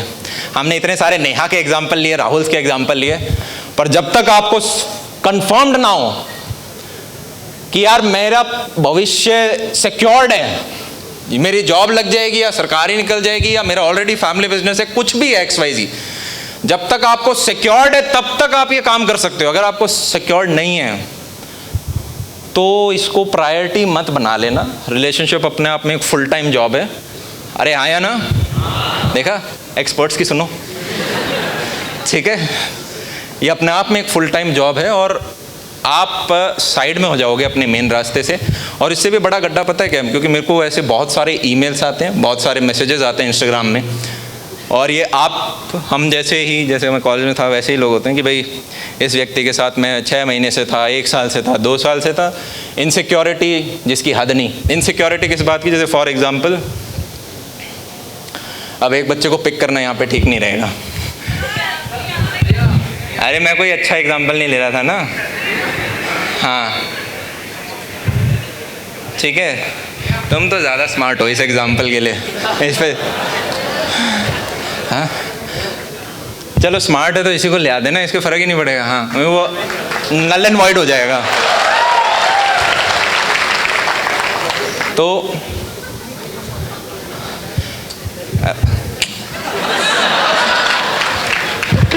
तो मान लो ये है एक साधारण इंडियन व्यक्ति, ठीक है। इमेजिन करो एक बार के लिए कि एक साधारण नॉर्मल व्यक्ति है। आप कॉलेज के अंदर हो, आपका भी भविष्य इतना सिक्योर्ड नहीं है, आपको पता नहीं है, आपके पेरेंट्स इतना सपोर्ट नहीं कर सकते, खुद दिख नहीं रही कि 100% पक्का अच्छी जगह जॉब लगेगी या नहीं लगेगी। होगा क्या, मान लो इन्होंने नेहा सेट कर भी ली, तो 4 महीने बाद 5 महीने बाद किसी दिन दीदी ऑनलाइन दिखी तो इन्हें लगेगा यार किसी टाइम मैं भी ऑनलाइन हुआ करता था, दीदी किसी और के साथ तो ऑनलाइन। इनसिक्योरिटी आ जाएगी, क्योंकि इन्हें लगेगा मेरे में ऐसा क्या था जो बाकियों में नहीं है, मेरे में ऐसा क्या था, कुछ खुद दम पे किया नहीं ना। जैसे मेरे पापा एक चीज़ कहा करते थे कि बड़े स्ट्रिक्ट, वो तो मैं बता ही चुका, मेरे 10-11 भाई हैं कुछ, वो उन सबको सरकारी में फिट कर दिया, ठीक है। तो पापा इस राजस्थान से पकड़ के लाते थे 3-3 के झुंड में भाइयों को, दिल्ली के अंदर एक कमरे में बंद कर दे, कोई कोचिंग की ज़रूरत नहीं है, अनटिल यूपीएससी का ऑप्शनल सब्जेक्ट ना हो कोई कोचिंग नहीं लेने। कमरे के अंदर बैठ दी, किताब दे दी और उसके बाद बोलते थे यहाँ बैठ के पढ़ते रहो। और बोलते थे उनको, अगर किसी पड़ोसी ने ये बता दिया कि तुमने किसी लड़की की तरफ आँख उठा के भी देखी है तो आँखें फोड़ दूंगा तुम्हारी, ठीक है। खैर उन सब ने उस डर के अंदर सब ने निकाल ली अपनी जो भी उनके थे। मैं पॉइंट भूल गया था इससे पर। तो उन्हें वो पापा ये कहते थे, अभी किसी की तरफ देखना नहीं है, जिस दिन तुम्हारी जॉब लगेगी फिर इस घर से लेके धौला कुआं तक लाइन लगाऊंगा मैं।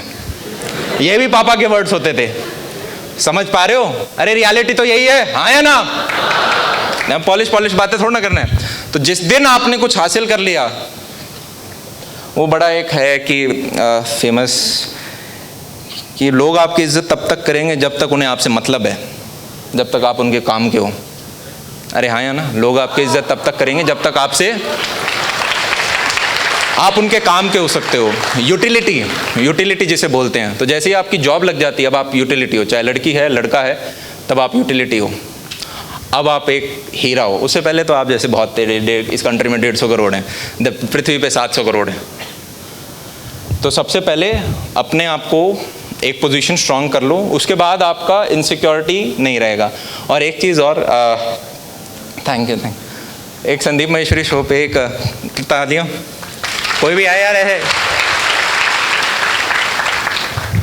बिजनेस है ना, जीरो सम गेम होता है, अनटिल अनलेस कॉम्पिटिटर की बात ना हो रही हो। जीरो सम गेम का मतलब समझ आता है कि मतलब मान लो यहाँ पे आपके एक प्रोफेसर बैठे हुए हैं और ये प्रोफेसर कल को अपना एक काम स्टार्ट कर देते हैं और इन्होंने 1000 करोड़ का धंधा बिल्ड कर लिया। वो 1000 करोड़ के धंधे से आपको कोई नुकसान नहीं हो रहा होगा, इनफैक्ट फ़ायदा हो रहा होगा, क्योंकि ये अपॉर्चुनिटीज़ क्रिएट कर रहे हैं मार्केट में, हाँ या ना? हो सकता है इनके जो लोग यहाँ काम करते हैं वो आपका प्रोडक्ट खरीदने आ रहे हो, इनफैक्ट आपको फ़ायदा हो रहा होगा। तो बिजनेस जीरो सम गेम होता है। कोई भी कुछ अच्छा कर रहा हो उसकी तारीफ़ करने में कभी भी बुराई, मतलब ऐसे कंजूसी नहीं करनी है। तालियां, अरे सीख यार, इसके अंदर ये चीज़, ये अपन कर सकते हैं क्या? क्योंकि आप ऐसे यूँ कम्पीट करने निकल गए कि मैं इससे भी जेलस रहूँगा, मैं इससे भी कंपेयर, हारा ही नहीं सकते। हर शेर का एक सवा शेर होता है, हर शेर का एक सवा शेर होता है। तो जनाब, उससे पहले क्या बात कर रहे थे हम? भूल गए, ऐसे भूल जाता हूँ मैं बीच में। हाँ, संदीप महेश्वरी के शो में एक व्यक्ति आए, अभिनय मैच करके, आपने देखा हो तो उनका। तो वो बड़े अच्छे मित्र हैं और मैं पिछले 2-3 साल से हम बीच में मिलते रहते हैं, बात करते रहते हैं। उन्होंने अपने सेशन में एक बड़ी प्यारी चीज़ बोले पहली बार जब दिल टूटता है ना तो सिस्टम के अंदर एंटीबॉडीज़ बन जाती हैं। बड़ा दुख होता है जब पहली बार आप बीमार हो गए ना, बड़ा तापमान बढ़ जाएगा, तबीयत ख़राब हो जाएगी, अरे यार बहुत बुरा हुआ मेरे साथ, यार छोड़ के चला गया, यार वो छोड़ के चली गई, बहुत बुरा लगेगा। पर अब फर्स्ट टाइम में एंटीबॉडीज़ बन गई हैं। अब दूसरी बार कोई आता है और कब चला जाएगा, तीसरी बार कोई आएगा कब चला जाएगा, कोई उतना दर्द नहीं हो रहा होगा। क्या चीज़ समझ में आ रही है? तो जब कॉलेज में देखो वो पहला एंटीबॉडी वाला दर्द होगा, पर प्रश्न ये, क्या आपने अपना पहले करियर सिक्योर कर लिया है? यस और नो? वो बहुत ज़रूरी है, वरना आपके साथ वही होगा जो आज तक हज़ारों लाखों करोड़ों लोगों के साथ हुआ है। ठीक है, आप रहोगे, आप अपनी कहानी बताओगे और सुनने वाला कोई नहीं होगा। आपको लगेगा दुनिया सुन रही है, वो कोई नहीं सुन रही, वो आगे बढ़ रही है, आप पीछे जाएंगे। अब मैं चाहता हूँ कुछ हम बच्चों को लेके आ पाएँ, कुछ डाउट वगैरह पूछ पाएँ। नहीं, सिर्फ मैं ही क्यों बात कर रहा हूँ? आप यार 5000 हो, मैं एक ही क्यों बात कर रहा हूँ? हैं? अरे मैं ऐसा करता हूँ, आप सारे देखो, सुनो अपने दोस्तों की, आप सिर्फ हाथ खड़ा करो, मैं पिक कर लूंगा। अभी रूल बताया मैंने इसको, आप सिर्फ हाथ खड़ा करो, मैं आपको पिक कर लूंगा।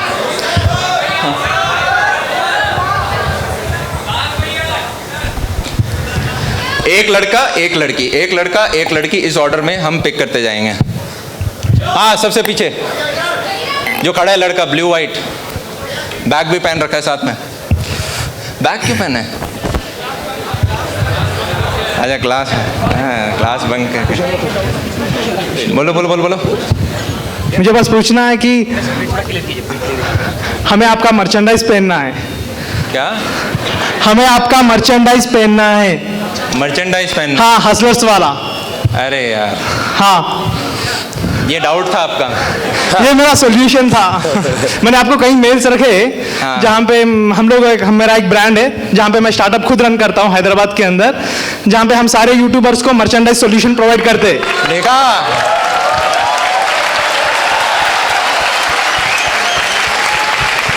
बंदे ने अपॉर्चुनिटी ग्रैब करी, पहले बोला आपको करना चाहिए, करना है तो मैं करता हूँ।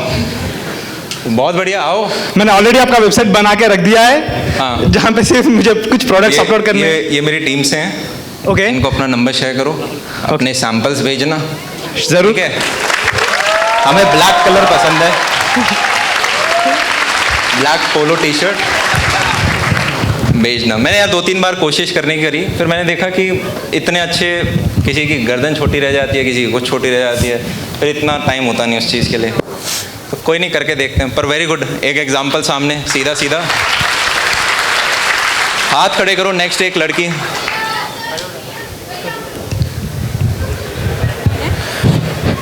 Hello, Bhaiya. हाँ. This is Amna. So I've been trying to do YouTube for like past 2 years, but वही वाला सीन ना, like I make 2-3 videos, पूरा अपना 100% देके, my friends like it, my relatives like it, but पापा को जैसे ही पता चलता है, he's like shut it down, focus on your studies. मेरा CGPA भी सही चल रहा है, attendance अच्छी चल रही है, I'm focusing on studies as well. But how do I convince my father that this is something I really want to do? 2 to 3 videos in? Yes, I do. कितने महीने में? Yes. अरे आपका मित्र कुछ बोलना चाह रहा है, हैं? हमेशा अच्छे से सुनो, be a very good listener यार। सोचो आप बोलो और कोई लोग ऐसे बात करे, कितना बुरा लगेगा, हैं? आम्या, आमना, तो आप 2-3 वीडियो महीने के बनाते हो जी। तो कितना सब्स हो गया है? मैंने बोल तो रही हूँ, मैं बीच में बंद कर दिया है, मैं चैनल डिलीट कर दी हूँ पापा से डर के। कितना सब्स हो गया? 300 हुआ है। हाँ। 2 साल के अंदर? नहीं, 2 महीने में, like I shut it down. 2 महीने के अंदर? हाँ। फिर आपने रोक दिया, अब आपने 2 साल बाद वापस स्टार्ट किया? नहीं, अभी नहीं किया है। My father is not. देखो, उनका बड़ा सिंपल डर है। मैंने क्या कहा, आप किसी चीज़ को स्टार्ट करते हो, मैं बता देता हूँ मैंने क्या किया था, ठीक है? और आई होप वो क्वेश्चन को एड्रेस कर पाए। बड़ा स्पीड से मैं बताता हूँ। मैंने जब शुरू किया था तो सिर्फ उस लड़की ने नहीं कहा था अमन तुम यूट्यूब वीडियो बनाते हो, और चली गई थी।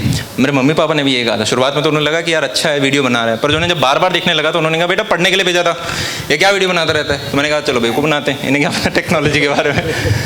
मैंने कहा 10 मिनट का वीडियो है, 10 मिनट लगे बनाने में?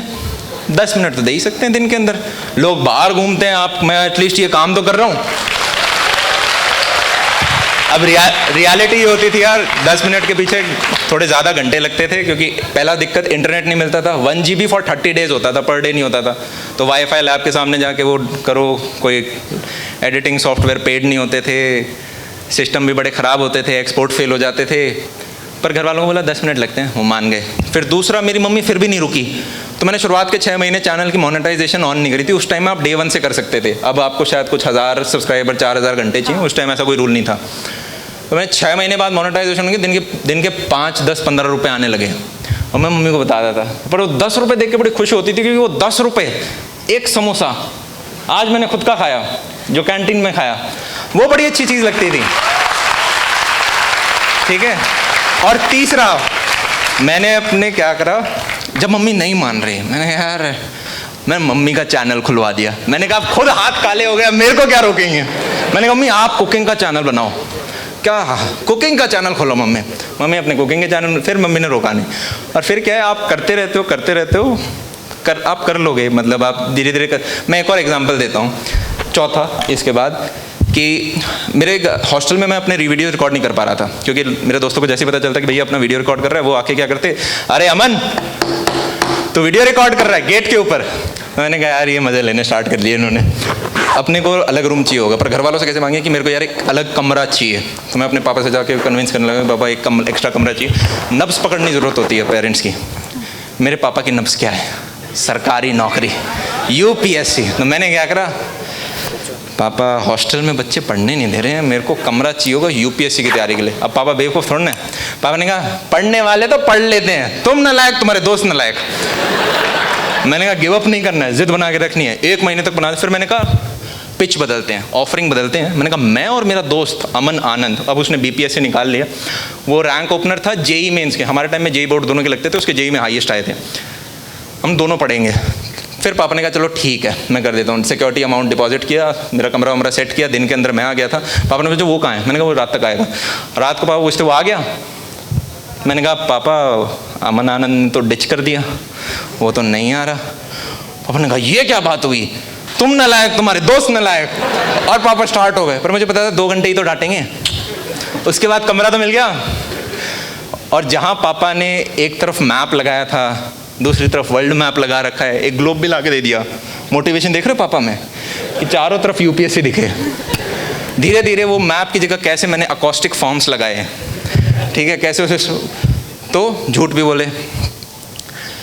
और फिर वो इतना बड़ा हो गया कि 4th ईयर के अंदर मैं अपने पापा के पास गया था, और मैंने अपने पापा से वापस क्वेश्चन पूछा कि देखो एक और मैं लेसन इंपॉर्टेंट बताना चाहूँगा। जब आपके ऊपर स्ट्रेस बढ़ने लग जाए, स्पेशली 3rd 4th ईयर के अंदर होगा, तो काफ़ी बार अपने पेरेंट्स से डिस्कस करके भी आपकी प्रॉब्लम्स कम हो सकती हैं। एग्जांपल देता हूँ, जैसे कि मैं अपने पापा के पास गया 4th ईयर के अंदर कि पापा 4 चीज़ें जिनसे मैं परेशान हो रहा हूँ। एक तो कॉलेज एग्जाम्स के लिए पढ़ना है, क्योंकि CGPA प्लेसमेंट्स में चाहिए होती है, दूसरा खुद प्लेसमेंट्स, तीसरा आपका UPSC, और चौथा मैं खुद का काम तो कर ही रहा था। तो अब मैं ये कैसे पापा को बोलूँ कि पापा मान जाए? मैंने कहा क्या पकड़ेंगे? नब्ज़। मैं कहा पापा UPSC की तैयारी कर रहा हूँ, पर ये प्लेसमेंट्स भी आ गई हैं। पर प्लेसमेंट्स में कौन बैठता है बेटा, छोड़ो, UPSC की तैयारी करनी है। मैंने कहा प्रॉब्लम ही हट गई। अब प्लेसमेंट क्या काटा, और वो जो एग्ज़ाम्स में अब 75% भी आया तो ठीक है। तो मैंने कहा ठीक है, दो अपने स्ट्रेस हट गए। अब नेक्स्ट स्टेज क्या था कि भाई UPSC, और उसमें से कैसे मनाएं, UPSC कैसे हटवाएं, नब्ज़ को कैसे हटवाएं। तो पापा को पास दोबारा ज़्यादा कन्विंस करना, पापा ने मना कर दिया। फिर जाके मुझे ऑप्शन दिया, बेटा आप UPSC करना चाहते हो या अपना काम करना चाहते हो? मैंने कहा अपना काम करना चाहता हूँ। पापा ने कहा ठीक है बेटा UPSC कर लो।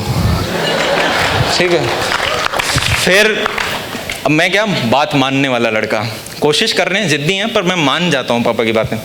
मैं जाके अपने कमरे में, अब मैं जितना भोला था ना, मेरा भाई उतना ही उसका उल्टा जो होता है ना आदमी, एग्रेसिव। बताओ किसका? बचपन में मतलब छोटे होते हैं ना जो बड़े से लड़ाई करके आते हैं, ये ढुश ढुश ढुश ढुश क्या है वो, बहुत एग्रेसिव। वो आया, उसके स्कूल में 1-2 बच्चे मुझे जानते थे, वो शायद 9th 10th कौन सी क्लास के अंदर था उस टाइम। मैंने तो पापा की बात मान ली होगी। हाँ। वो गया गुस्से के अंदर, वो रूम नहीं होता डाइनिंग जहाँ पे मम्मी पापा बैठे होते हैं, चाय होती है, न्यूज़पेपर होता है, उसने पर्दा हटा, पापा आप भैया का भविष्य बर्बाद कर रहे हो। पापा डर गए। फिर पापा ने बुलाया, बताओ बेटा थोड़ा और बताओ। तो क्या है, ऑफरिंग। अब एक और इम्पॉर्टेंट कॉन्सेप्ट, डेडलाइन का। हर एक चीज़ जो भी आप करना चाहते हो उसको एक डेडलाइन दे दो, चाहे UPSC की तैयारी क्यों ना है। मैंने कहा पापा देखो 4th ईयर और उसके अगला साल, 2 साल मैं अपने इस काम को दे देता हूँ। अगर 2 साल में कुछ नहीं हुआ तो UPSC की तैयारी तो बाद में भी कर सकते हैं। मेरे भाइयों ने भी तो मास्टर्स वगैरह करी है, उसके बाद स्टार्ट करा है, तो अपन भी बाद में कर लेंगे। पापा ने कहा ठीक है 2 साल। तो एक डेडलाइन सेट हो गई। तो पॉइंट बीइंग, नेहा के लिए आपको ही पापा को मनाना पड़ेगा। तो आपके केस में आपके काम के लिए, पर उसमें इनपुट डालो, रिजल्ट दिखना जरूरी। 2-3 मत बनो, 2-3 तो दिन के होने चाहिए आपके। क्या बनाते हो? Productivity videos like how to be productive and book reviews. पुराना हो रहा है। Interest है। अब हाँ, अब तो हमारे लिए पुराना हो रहा है वो। मैं कह रहा हूँ ना, जैसे जो चीज़ किसी और के लिए वर्क कर गई वो सबके लिए नहीं। अब नीश ओरिएंटेड हो रही हैं चीज़ें बहुत ज़्यादा। अब नीश ओरिएंटेड, US में भी एक टाइम होता था टॉनी रॉबिन्स वगैरह चलते थे, अब वो नहीं चलते। अब या तो वो अडेप्ट करें, पर वो बूढ़े हो गए बहुत ज़्यादा, उनके 70-75। तो आपको देखना पड़ेगा कि लोगों को क्या चाहिए आज के दिन, और उसके बाद आपको कंसिस्टेंसी, महीने के 2-3 से क्या कर चलेगा। एक वीडियो बनाने में कितना टाइम लगता है? एक दिन। तो दिन के 2-3 दिन दे रहे हो, फिर कह रहे हो पापा बोल देंगे हाँ। नहीं, थोड़ा इनपुट आपको ज़्यादा बढ़ाना पड़ेगा। और अभी कौन सी ईयर में आ गए हो? सेकेंड ईयर के अंदर हो, स्टार्ट हुआ है? हाँ, सेकेंड ईयर स्टार्ट हुआ है। हाँ। तो इनपुट डालते जाओ। 365 दिन मतलब 365 वीडियो। 365 वीडियो जब आप डिलीवर कर दो, हर एक को फॉलोअप करो, कमेंट्स में लोग क्या चाहते हैं। एक बड़ा अच्छा ट्वीट था, मैंने कल ही एक फ़ोटो डाली, चाय सुट्टा बार, आपने नाम सुना होगा, अनुभव दुबे। उसने कहा मैं चाय नहीं पीता पर मेरा चाय का धंधा है। तो वो करो जो आपका कस्टमर आपसे चाहता है, ठीक है। तो कमेंट्स आप पढ़ोगे तो वो आपको बता देंगे वो आपसे क्या चाहते हैं। बस यही है। हाँ, थैंक यू भैया। उन्हें जिस दिन दिखने लग गया ना कि 300 की जगह 300 के सामने एक आगे के भी है, हाँ। या 300 के या 3 के आगे एक मिलियन है एम, उस दिन आपको बड़ा कन्विंस करना इजी हो जाएगा। Thank you. लड़का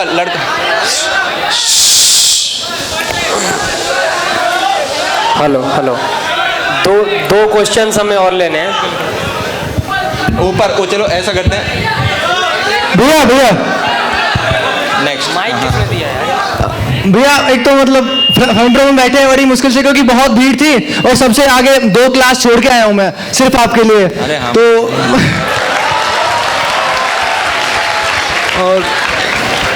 और भैया मेरे को ना 2-3 सवाल पूछने हैं आपसे। एक तो आप जो बताते हैं ना कि स्टॉक मार्केट में इन्वेस्टमेंट। एक बार में एक पूछना है। ओके भैया, सिर्फ एक कौन सा है? 3 में से एक पिक कर लो। चलो ठीक है, मैं एक पूछता हूँ कि जो ऐसे स्टॉक मार्केट जो है उसके अंदर इन्वेस्ट का सोचते हैं कई बार, और सोचते हैं कि अपना जो पैसा अभी स्टॉक मार्केट में ना लगा के अपना जो अपना खुद का धंधा है, आप जो बोलते हो बिजनेस, अपना एंटरप्रेन्योरशिप या फिर अपना कुछ और जो हम करना चाह रहे हैं उसमें लगाएं। तो क्योंकि अभी हमारे पास इतना कैपिटल नहीं है कि उसमें लगा सकें हम पूरा पैसा, तो इसलिए मैं सोचता हूँ कि अपना स्टॉक मार्केट और धंधे में से किसको मतलब इस टाइम चुनना बेटर रहेगा। थोड़ा सा इसके बारे में थोड़ा मतलब डिटेल बताइए। कॉलेज के अंदर होते हो, सबसे बड़ा इन्वेस्टमेंट कौन सा है? जो इन्वेस्टमेंट आपने खुद में किया है, जो इन्वेस्टमेंट आपने खुद में किया है। तो अगर आपको कोडिंग करनी है तो वो पैसा लगना चाहिए किसी कोर्स को करने में या कोई और एक्स्ट्रा चीज़ सीखने में, स्किल सीखने में। अगर आपको ये है कि भाई मैं इस पर्टिकुलर कोई कॉलेज से अलग कोई काम है, आपने कोई स्टार्टअप स्टार्ट किया है, तो उससे जो पैसा कमाया वो सारा का सारा उसी के अंदर वापस लगा दो। देखो यार, स्टॉक मार्केट अगर किसी को ज़्यादा नहीं पता, कल को जब पैसे कमाना स्टार्ट हम कर देंगे, ऑलरेडी अगर आप कर रहे हो, निफ्टी 50 के अंदर अपने पैसे डालना, सर्च कर लेना निफ्टी 50 क्या है, देश के ऊपर की जो टॉप 50 कंपनी होती है हम उसमें पैसा डालते हैं। इनका मार्केट कैप इतना है कि पूरी जो हमारे देश की जीडीपी है उसका एक सिग्निफिकेंट परसेंटेज है। आप बेसिकली इंडिया के ऊपर पैसे लगा रहे हो जब आप इन टॉप 50 के ऊपर लगाते हो। अगर इनमें से कोई 50 में नहीं रहता तो जो नया आता है उसके ऊपर पैसा लगना स्टार्ट हो जाता है, जिसका जितना बड़ा मार्केट कैप है कि भाई पहले नंबर पर रिलायंस है तो उसको उतना ज़्यादा कि 100 रुपये मैंने डाले तो भैया मेरे 14 रुपये रिलायंस में लगे, दूसरे नंबर वाले पे 12 लगे, फिर कम लगते लगते ऐसे 100 में इन्वेस्ट हो गए। आप मंथली सिप कर सकते हो, या लमसम होता है कि जैसे मार्केट ड्रॉप हुआ तब आपने एकदम से पैसा मार्केट के अंदर डाल दिया कि वो उठ रहा है। जैसे कोरोना में बहुत डिप आया था, एकदम से आपने इन्फ्यूज किया पैसा, वो बढ़ गया। ये है जो भी व्यक्ति अपना स्टॉक मार्केट एक फुल टाइम जॉब है, समझो इसे। स्टॉक मार्केट कुछ लोगों का फुल टाइम जॉब होता है, हाँ या ना? तो या तो आप दिन के उसको अपना पूरा लगा रहे हो और वही आपका प्रायोरिटी काम है जीवन का। हाँ भैया। अगर वो नहीं है और आप अपना जीवन में अलग काम कर रहे हो, चाहे वो जॉब हो गई चाहे आपने खुद का काम किया, तो आपके पास टाइम नहीं है इन चीज़ों का। आप सीधा यूँ देखते हो, ये 2-4 म्यूचुअल फंड हैं जिनमें से एक निफ्टी इंडेक्स फंड है, इसके अंदर मैंने पैसे डाल दिए, और फिर आप पेशेंसली बैठे रहते हो 10 साल 20 साल 30 साल। भैया आपने जो बोला ना कि अपना पैसे ना, मतलब क्योंकि जो स्टॉक मार्केट जो होता है, आप मार्केट में डाल रहे हो 5,000 रुपए, एक है आपकी कल को जॉब लग गई, आप डाल रहे हो 50,000 रुपए। मैं कह रहा हूँ जॉब के लिए पढ़ लो, फिर 50,000 डालना, 5 से ज़्यादा फर्क रिजल्ट नहीं दिख रहा होगा। अनटिल अनलेस आप कॉलेज के 3-4 साल ऑलरेडी कुछ ट्रेडिंग वगैरह जैसी चीज़ें कर रहे थे और वही आपका फुल टाइम है। बिल्कुल भैया। और वहाँ पे भी पढ़ाई को तब तक मत छोड़ना जब तक वो बहुत स्ट्रांग हो जाए। हाँ भैया। भैया मैंने ना ट्रेडिंग की है, मतलब स्टॉक में इन्वेस्ट नहीं कर रहा हूँ मैं, क्योंकि मैं सोचता हूँ कि मेरे पास कैपिटल नहीं है। नेक्स्ट क्वेश्चन में को देख किसी और भैया पूरा थोड़ा सा रह गया यही वाला। बैक ऑफ द स्टेज, वरना ये देख भगा रहे हैं मेरे को। हमारे पास समय थोड़ा कम है, अभी भैया को जाना भी है ऊपर, एक क्वेश्चन और लेंगे हम। हेलो,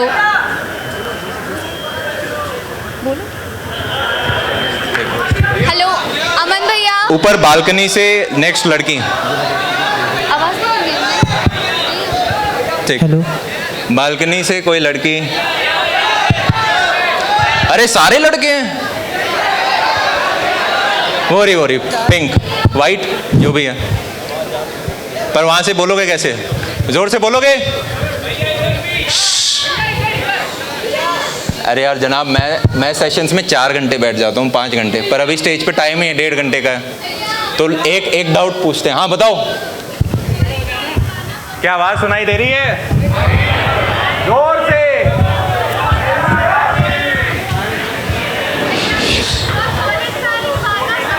अरे यार वो बोल रही है, उसको सुनने तो दो। हाँ, गिर मत जाना। यार ग्लास से सारे पीछे हो जाओ प्लीज यार, ग्लास से पीछे हो जाओ। ग्लास से पीछे हो जाओ, सही में। हाँ,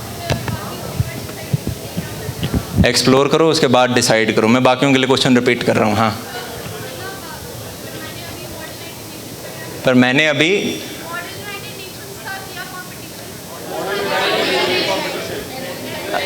अच्छा मुन हम मुन बोलते थे इसे कॉलेज में। अच्छा, हाँ हाँ।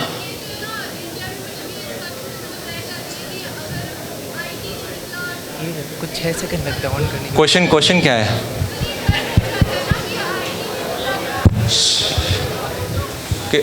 नहीं सुन पा रहा। IIT नहीं निकला तो मुनमुन कर लें? मैं नहीं समझा यार, नहीं सुनाई दे रहा। मैं तो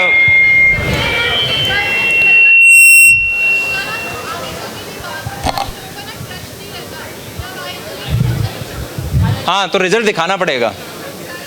तो रिजल्ट क्या है मैं बता दिया। देखो, मैं बार बार 4 बार 5 बार रिपीट कर देता हूँ। जब तक जो आप साइड हसल पे काम कर रहे हो वो सिग्निफिकेंटली बड़ी नहीं होगी, घर में किसी भी राहुल नेहा को लेके जाके शादी करा के दिखाओ, है हिम्मत तो करा के दिखाओ, घर से निकाल देंगे या कहेंगे हम नहीं जानते, या बहुत परेशान रहेंगे। अरे हाँ या ना? तो आप रैंडम कुछ भी बोलो, आज मेरे को ये करना है, वो थोड़ा ना मान जाएंगे। या तो आप दिखाओ कि भाई इसकी यूटिलिटी बहुत स्ट्रांग है, यस और नो, रिजल्ट दिखाना पड़े। अरे 3-4 साल में आएंगे यार रिजल्ट। आपको अभी लग रहा होगा भैया क्या बोल रहे हो, 2 साल में प्लेसमेंट है, प्लेसमेंट लेना है, ठीक सा पैकेज मिल जाए, आप उतना सोचोगे आपको वो मिल जाएगा। अगर आपने इतना सोचा है कि मेरे को प्लेसमेंट मिल जाए, इतना पैकेज मिल जाए, वो आपको मिल जाएगा। पर आपको उससे ऊपर का चाहिए तो एटलीस्ट सोचो तो। और सोचने के बाद फिर 2-4 ऐसे लोगों से बात करो जो ऑलरेडी 4-5 साल से उस चीज को कर रहे हैं, क्योंकि उन्होंने 4-5 साल में गड्ढे देख लिए होंगे। उनके साथ आधा घंटा 1 घंटा बैठना, आपको बहुत सारे गड्ढे पता चल जाएंगे, ये करना है ये नहीं करना। अगला कितना ही मुंह बंद रखे उसके अपने आप निकल जाता है। मैं कितना ही मुंह बंद कम करने की कोशिश करूं, मेरे निकल ही जाएगा कुछ ना कुछ। कोई 1 घंटे बात करेगा, मैं दे ही दूंगा। चीज समझ में आ रही है? इन लोगों को पकड़ो, सीखो, और फिर करना एट द एंड आपको पड़ेगा। यहां गड्ढा खोदना है,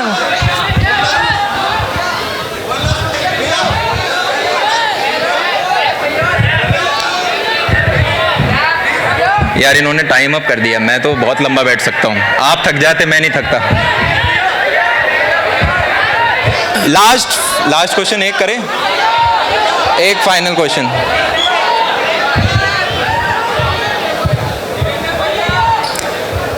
देखो लड़के, मैंने आपको कहा था, पर अपॉर्चुनिटी उसने ग्रैब कर ली। भैया प्लीज। अब उसके अच्छा, आप तो आए थे ना ऊपर स्टेज पे। चलो कोई नहीं, आप पूछो, डाउट पूछो। मैं? हाँ, पूछो। भैया फर्स्टली आई वांट टू से I am Nidhi. Hello Nidhi. Aman भैया, and firstly I want to apologise क्योंकि मैं क्वेश्चन नहीं पूछ रही हूँ, बट जैसा कि आपने बोला था कि आपको अपॉर्चुनिटी मिले तो आप उसको ग्रैब कीजिए। Sir please give me this chance. हाँ, बोलो। ओके, तो भैया पहले तो मैं ये बोलना चाहती हूँ कि I am the biggest admirer of yours. Obviously मेरे से ज़्यादा भी होंगे। और दूसरी चीज़ मैं कि मैं जिनसे भी मिलती थी मैं कहती थी मेरे अमन भैया ये, मेरे अमन भैया वो, पर आज जब मेरे अमन भैया मेरे सामने खड़े हुए हैं, how can I lose this opportunity? बहुत बढ़िया। नॉट सर, मैं दूसरी चीज़ ये बोलना चाहती हूँ, मेरा सबसे बड़ा फियर यही रहा है स्टेज पे खड़े होना और स्टेज पे जाके कुछ बोलना। सो आज आप यहाँ पे हो एंड आपने एक ही चीज़ बोली थी कि अपॉर्चुनिटी को ग्रैब करना है। So can I just come there and meet you? Grab करके एग्जीक्यूट करना है। या प्लीज, आओ। Can I? Feel free. बाकी आपको देख के लग नहीं रहा आपको स्टेज फियर है। No sir.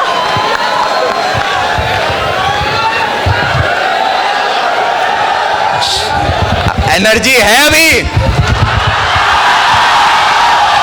ओ भाई साहब, एक लास्ट एनर्जी चेक करेंगे क्योंकि वो टाई ब्रेक पे बैठा है।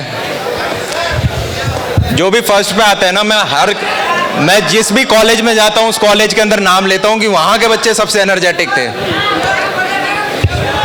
बोलो। ओके, पहली चीज़ तो मैं बोलना चाहती हूँ, I literally manifested this meet. मैंने अपनी जर्नल में लिखा था कि I am gonna meet Aman भैया today on 13th August, and वो literally I said it, thank you. I am a huge believer of universe and today this is happening. और मुझे जब इतनी बड़ी अपॉर्चुनिटी मिली है तो how can I lose it? I have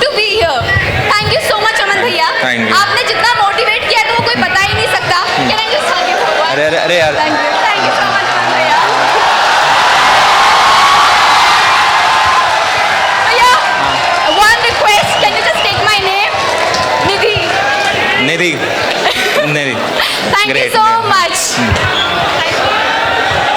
a अरे मेरी जान रुक तो जाओ।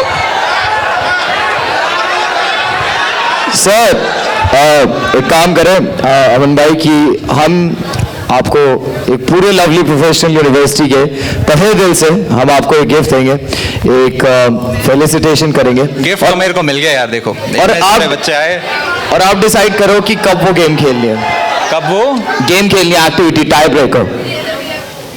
कौन सा जो मैं बोल रहा था वो अभी खेल लेते हैं। स्टार्ट करें, बच्चों का टाइम नहीं जाना चाहिए। Last energy check. अभी अमन भैया एनर्जी चेक कर रहे हैं। अभी क्वेश्चन नहीं एनर्जी चेक नहीं कर रहा, ये लास्ट फर्स्ट पोजीशन हर कॉलेज में। अरे यार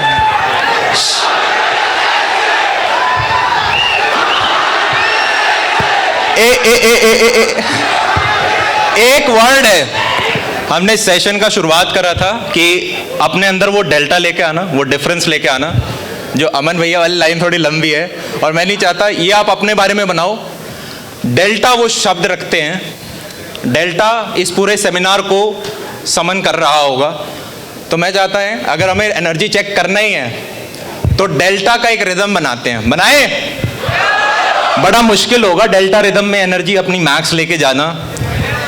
तो एक लीडर चाहिए होता है। आ जाओ, ये मस्त होस्ट है यार, एकदम एकदम यूं लगता है अभी डीजे वीजे स्टार्ट हो जाएगा। वही चल रहा था बड़ी देर से। हाँ तो विदा यार सुन लो भैया की भी सुन लो यार। बैक ऑफ द स्टेज पे आ जाओ, मैं यहीं खड़ा रह जाऊंगा, तो आप पूछ लेना। अभी मेरे को स्टेज से खुद 4-5 बार बोल दिया इन्होंने। तो एक रिदम बनाना है, आप चिल्लाते भी बहुत अच्छे से हो। कुछ इस प्रकार से delta delta delta delta. This delta है जो आज से आप अपने अंदर चेंज ला रहे होगे, चाहे हमने जितनी भी 10 चीज़ों के बारे में बात करी, 1 2 जो भी हैं। स्टार्ट करें, यस और नो? डेल। I will shout Dell. You will shout Dell. Dell. Dell. Lovely professional university and all the people in the upright here. Dell. I said Dell. भाई साहब बहुत बढ़िया। एक बस थोड़ा सा गलत हुआ ये, क्योंकि मैं चाह रहा हूँ कि आप इतने सारे हो, इसको हम चैनल के ऊपर डालें पूरा कि भाई जलंधर, कि हम जलंधर के अंदर आए और जलंधर की एनर्जी क्या थी। डेल्टा नहीं करेंगे, एक बार में डेल्टा बोलेंगे, ठीक है? All right, lovely professional university. और rhythm fast, delta delta delta delta. 5 के काउंट पे रुक जाओ 5 के काउंट पे करेंगे ताकि वीडियो डाल सके अच्छी सी इसकी। Lovely professional university at the count of 5 we are going to shout delta. 5 4 3 2 1 delta delta delta delta delta delta delta delta delta delta delta।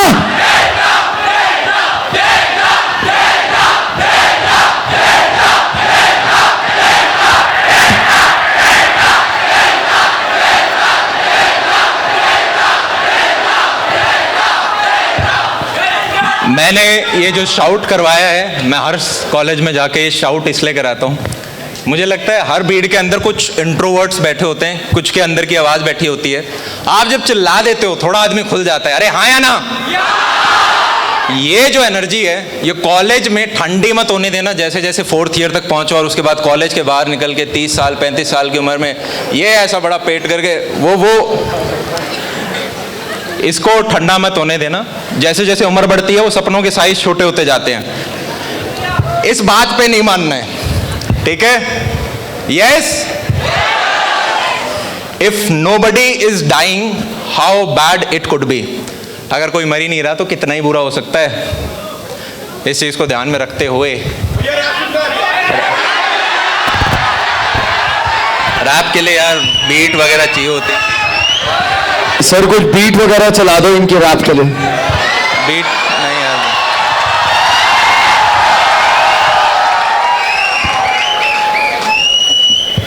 यार मेरे को लिरिक्स मैं बोल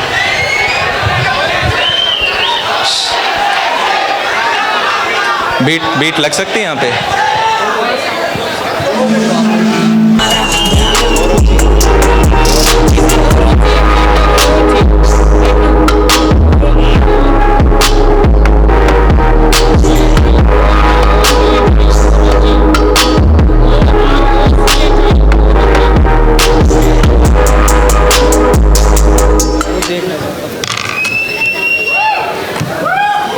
टेक्निकल टीम OROCHI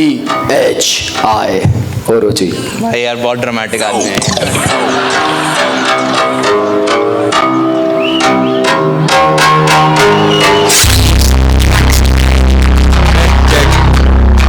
चेक देखो मेरे को आता नहीं, मैं बीच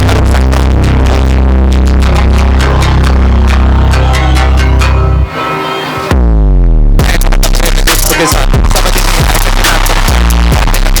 के विचार अपना में बसता फिजिक्स में बसता था, मैथ्स पे हंसता।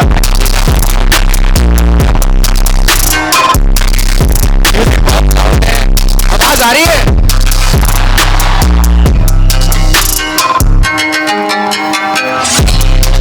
दोबारा स्टार्ट कर देते हैं क्योंकि आप चिल्लाए मैं लिरिक्स भूल गया। मेरी आवाज आ रही थी जो मैं बोल रहा था। एक थीम बता देते हैं। ये बेसिकली हम सब की जर्नी है जो हम 10th 11th 12th और कॉलेज के अंदर आते हैं। लिरिक्स कुछ इस प्रकार से हैं, तो वो शायद समझ ना आए तो मैं बता दूं।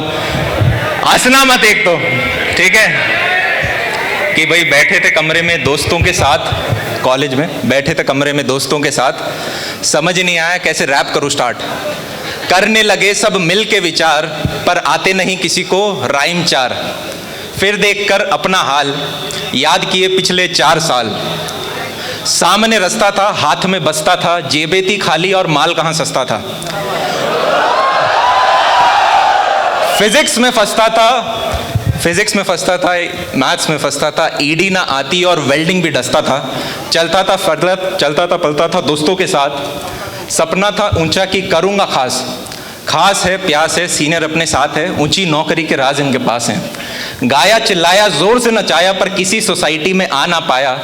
आए हाय पहला साल मेरा भाई, पढ़ना था CS, ये PCM लाए। लैब सारी नकली थी, ऑटो में टकली थी, कैसी रिसर्च एक रीडिंग ना असली थी। फ्लूइड्स लैब ड्राई, मेस में दाल फ्राई, अटेंडेंस देखकर प्रोफेसर चिल्लाए। सुने किस्से और कहानी मैंने लोगों की जुबानी, जियो जिंदगी कुछ ऐसे बने दुनिया दीवानी। फिर यार कुछ ढूंढ जो हो सबसे हसीन, फिर पहले वो बदमाशी याद रखे जो सभी दुनिया में पैसा कर दे सबको खराब। सच्ची यारी की ना कीमत ना कोई उसका हिसाब, एक से एक कमीने मेरे दो से बात जानी उस दिन जब आया हॉस्टल पहली बार। नॉक दरवाजे पे नॉक किया, सालों ने पीछे मुझे मरने से रोक दिया। मैंने बोला इन्हें अंटी बंटी शंटी, इनने खुंदस में आके तोड़ी मेरी कुंडी। दरवाजा खोला लेके माँ बहन का नाम, बोले चौड़ ना दिखा यहाँ पिसे हुए हम। ये कमरे में आके मेरे रोज बैठ जाते, कभी लैपटॉप या फोन नहीं तो खाना ही खिला दे। आगे बता के मुझे सपना दिखा के बोले कॉलेज में घुमाए, अपनी बाइक पे बैठा के कोई लवलेन विचलेन की सैर कराए। तो कोई हिम्मत करके बंदी को ही हॉस्टल में ले आए। अब मैं मरने से नहीं डरता जब से मेस में है खाया। जो कुत्ता ना चबाए उसको हमने है चबाया। कोई बोले तू मरीज, कोई बोले बदतमीज। अरे भाई लोगों के बीच किस बात की तमीज। इसमें रैप का जो है, इसमें मेरे एक सीनियर का भी बहुत ज़्यादा कंट्रीब्यूशन है जिन्हें मैं क्रेडिट्स देना चाहूँगा। राइट, हमने उनसे सीखा, आप अपने अपने रैप बनाओ। और इनफैक्ट इसे भी जो शुरुआत में हमने कहीं एक 10वीं क्लास के बच्चों के लिए भी एक बार किया था कि भाई आओ 6 साल पुरानी है ये कहानी टाइप करके। एक दूल्हे ने पहनी एक नई शेरवानी। क्या है कि हम 10वीं में आते हैं, 11वीं में आके एक नई शेरवानी पहनाई जाती है साइंस कॉमर्स या आर्ट्स की, ठीक है।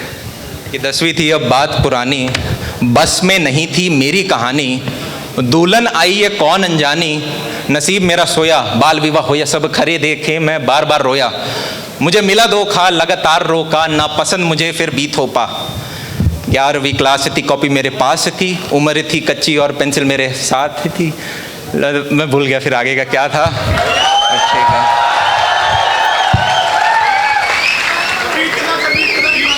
बीट के साथ मेरे को पता नहीं आवाज़ आ रही थी लास्ट तक।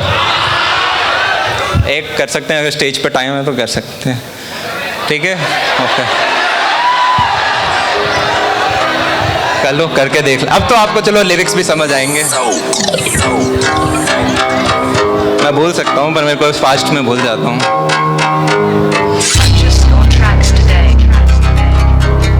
क्या स्टार्ट हो गया? नहीं, मतलब जीरो से वापस स्टार्ट कर दो, मैं बीट भूल जाऊंगा कहाँ से स्टार्ट। और जाने मनो कैसे हो।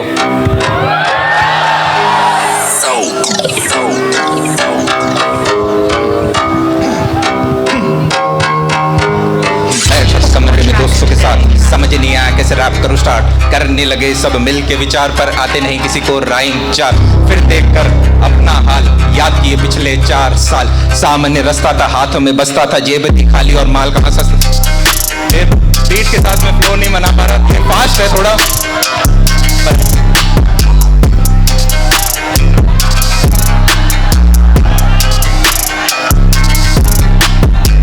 सुनाओ तुम्हें अपनी जुबानी 6 साल पुरानी है ये कहा। अरे यार अब बस ठीक है छोड़ो। अब आप बोल रहे। पहली बार कही बिना बीट की जगह, यार मेरे को तो बिना बीट की जगह अच्छा लगा क्योंकि एटलीस्ट एक कहानी बता पाए। पर आई होप यार आप सब लोग बढ़िया फोड़ो अपने जीवन के अंदर, वो डेल्टा लेकर आना। और जब भी जीवन में बुरा लगे, जब भी जीवन में कुछ बहुत अच्छा हो जाए बहुत बुरा लगे, एक बड़ी प्यारी छोटा सा सेंटेंस है कि एक बार अकबर ने बीरबल से पूछा एक ऐसा लाइन बताओ जिसे सुन के खुश आदमी सैड हो जाए, सैड आदमी खुश हो जाए। ये समय भी चला जाएगा, ये समय भी चला जाएगा। And how bad it could be if nobody is dying. मतलब इसका मतलब ये नहीं है कि बैड कर दो, मार दो लोगों को। इसका मतलब ये है इतना बुरा नहीं हुआ है। जब भी आप अपनी वाली परिस्थिति से परेशान हो, कभी क्या है कि हमें दुनिया मोबाइल लगने लग जाती है, दुनिया लैपटॉप, दुनिया वो 4 दोस्त, वो एक कैंपस लगने लग जाता है। तब थोड़ा सा बाहर देखना और आपको पता चलेगा आप लोग सभी जितने भी हम यहाँ लोग बैठे हैं, हम इंडिया की फॉर्चुनेट लोगों में आते हैं। अरे हाँ या ना? तो हमें विक्टिम की तरह एक्सक्यूज नहीं बनाने। यस और नो? एक्सक्यूज नहीं बनाएंगे तो अपन कर लेंगे यार। तो तब तक के लिए इजाजत लेता हूँ आप सभी लोगों से। Bye bye, take care. Sir और सारे लोग खड़े होकर जोरदार तालियां बजाएं अमन भैया के लिए, सारे लोग। Hello hello hello.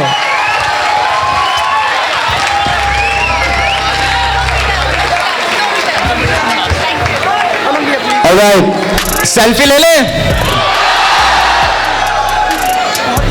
स्टेज के पीछे पक्का। कोऑर्डिनेटर जरा इधर देखिए, भीड़ आ रही है, प्लीज रोक के रखिए बच्चों को। आप कृपया करके पीछे जाए please. Everyone just try to understand, everyone just try to. आप स्टेज के पीछे जरूर आना। Try to understand everyone, just go that way. Security guard जरा इधर देखिए sir. Alright, now we are moving towards. Okay जनाब, तो शुरू करें।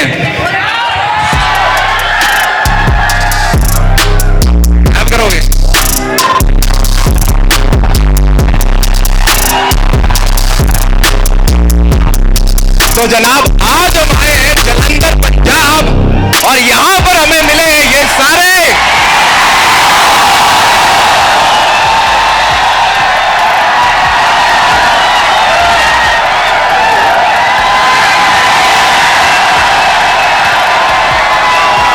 Ladies and gentlemen, give it up!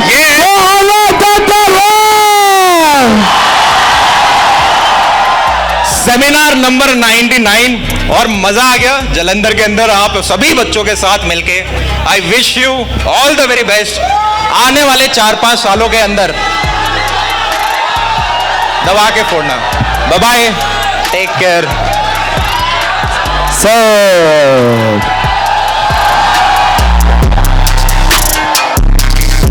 Sir हमारे पास एक गिफ्ट है आपके लिए।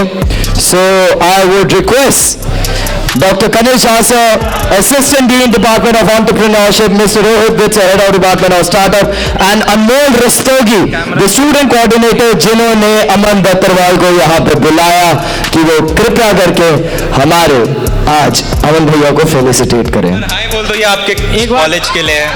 नबी सर इसका वॉल्यूम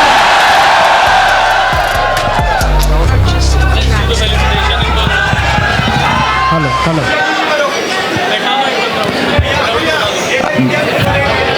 हाँ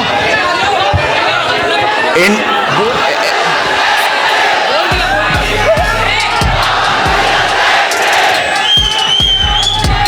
भाई साहब, भाई तुम यार मस्त हो। एक बच्चे की रिक्वेस्ट है, वो क्या कह रहे हो? इंडिया तू फोड़ेगा, यही यही बोला था। अरे यार बस बहुत अच्छा लगा, थैंक यू वेरी मच। सब फोड़ो। And once again, I will request Dr. Kanish Hasa, Assistant Dean Department of Entrepreneurship, Mr. Rohit Vitsa, Head of Department of Startup and Unmold शीशे से संभल के रहना यार, कहीं वो निकल ना जाए, देखना थोड़ा। प्लीज यार पीछे होगा, प्लीज पीछे होगा यार। आप सब बैठ जाइए प्लीज, आप सब बैठ जाइए। आपसे रिक्वेस्ट कर रहे हैं, अमन भाई भी आपसे रिक्वेस्ट कर रहे हैं, हम भी आप सबसे रिक्वेस्ट कर रहे हैं, प्लीज कृपया करके बैठ जाइए, कोई दुर्घटना ना घट जाए, please everyone just and ladies and gentlemen boys and girls of the house, give it up Aman Battarwal. एक बार जोरदार तालियां बजा दीजिए अमन बत्तरवाल के लिए। Once again, thank you so very much sir for coming over to LPU and security guards सारे gates को बंद ही रखे अभी थोड़ी देर तक। Once again, thank you so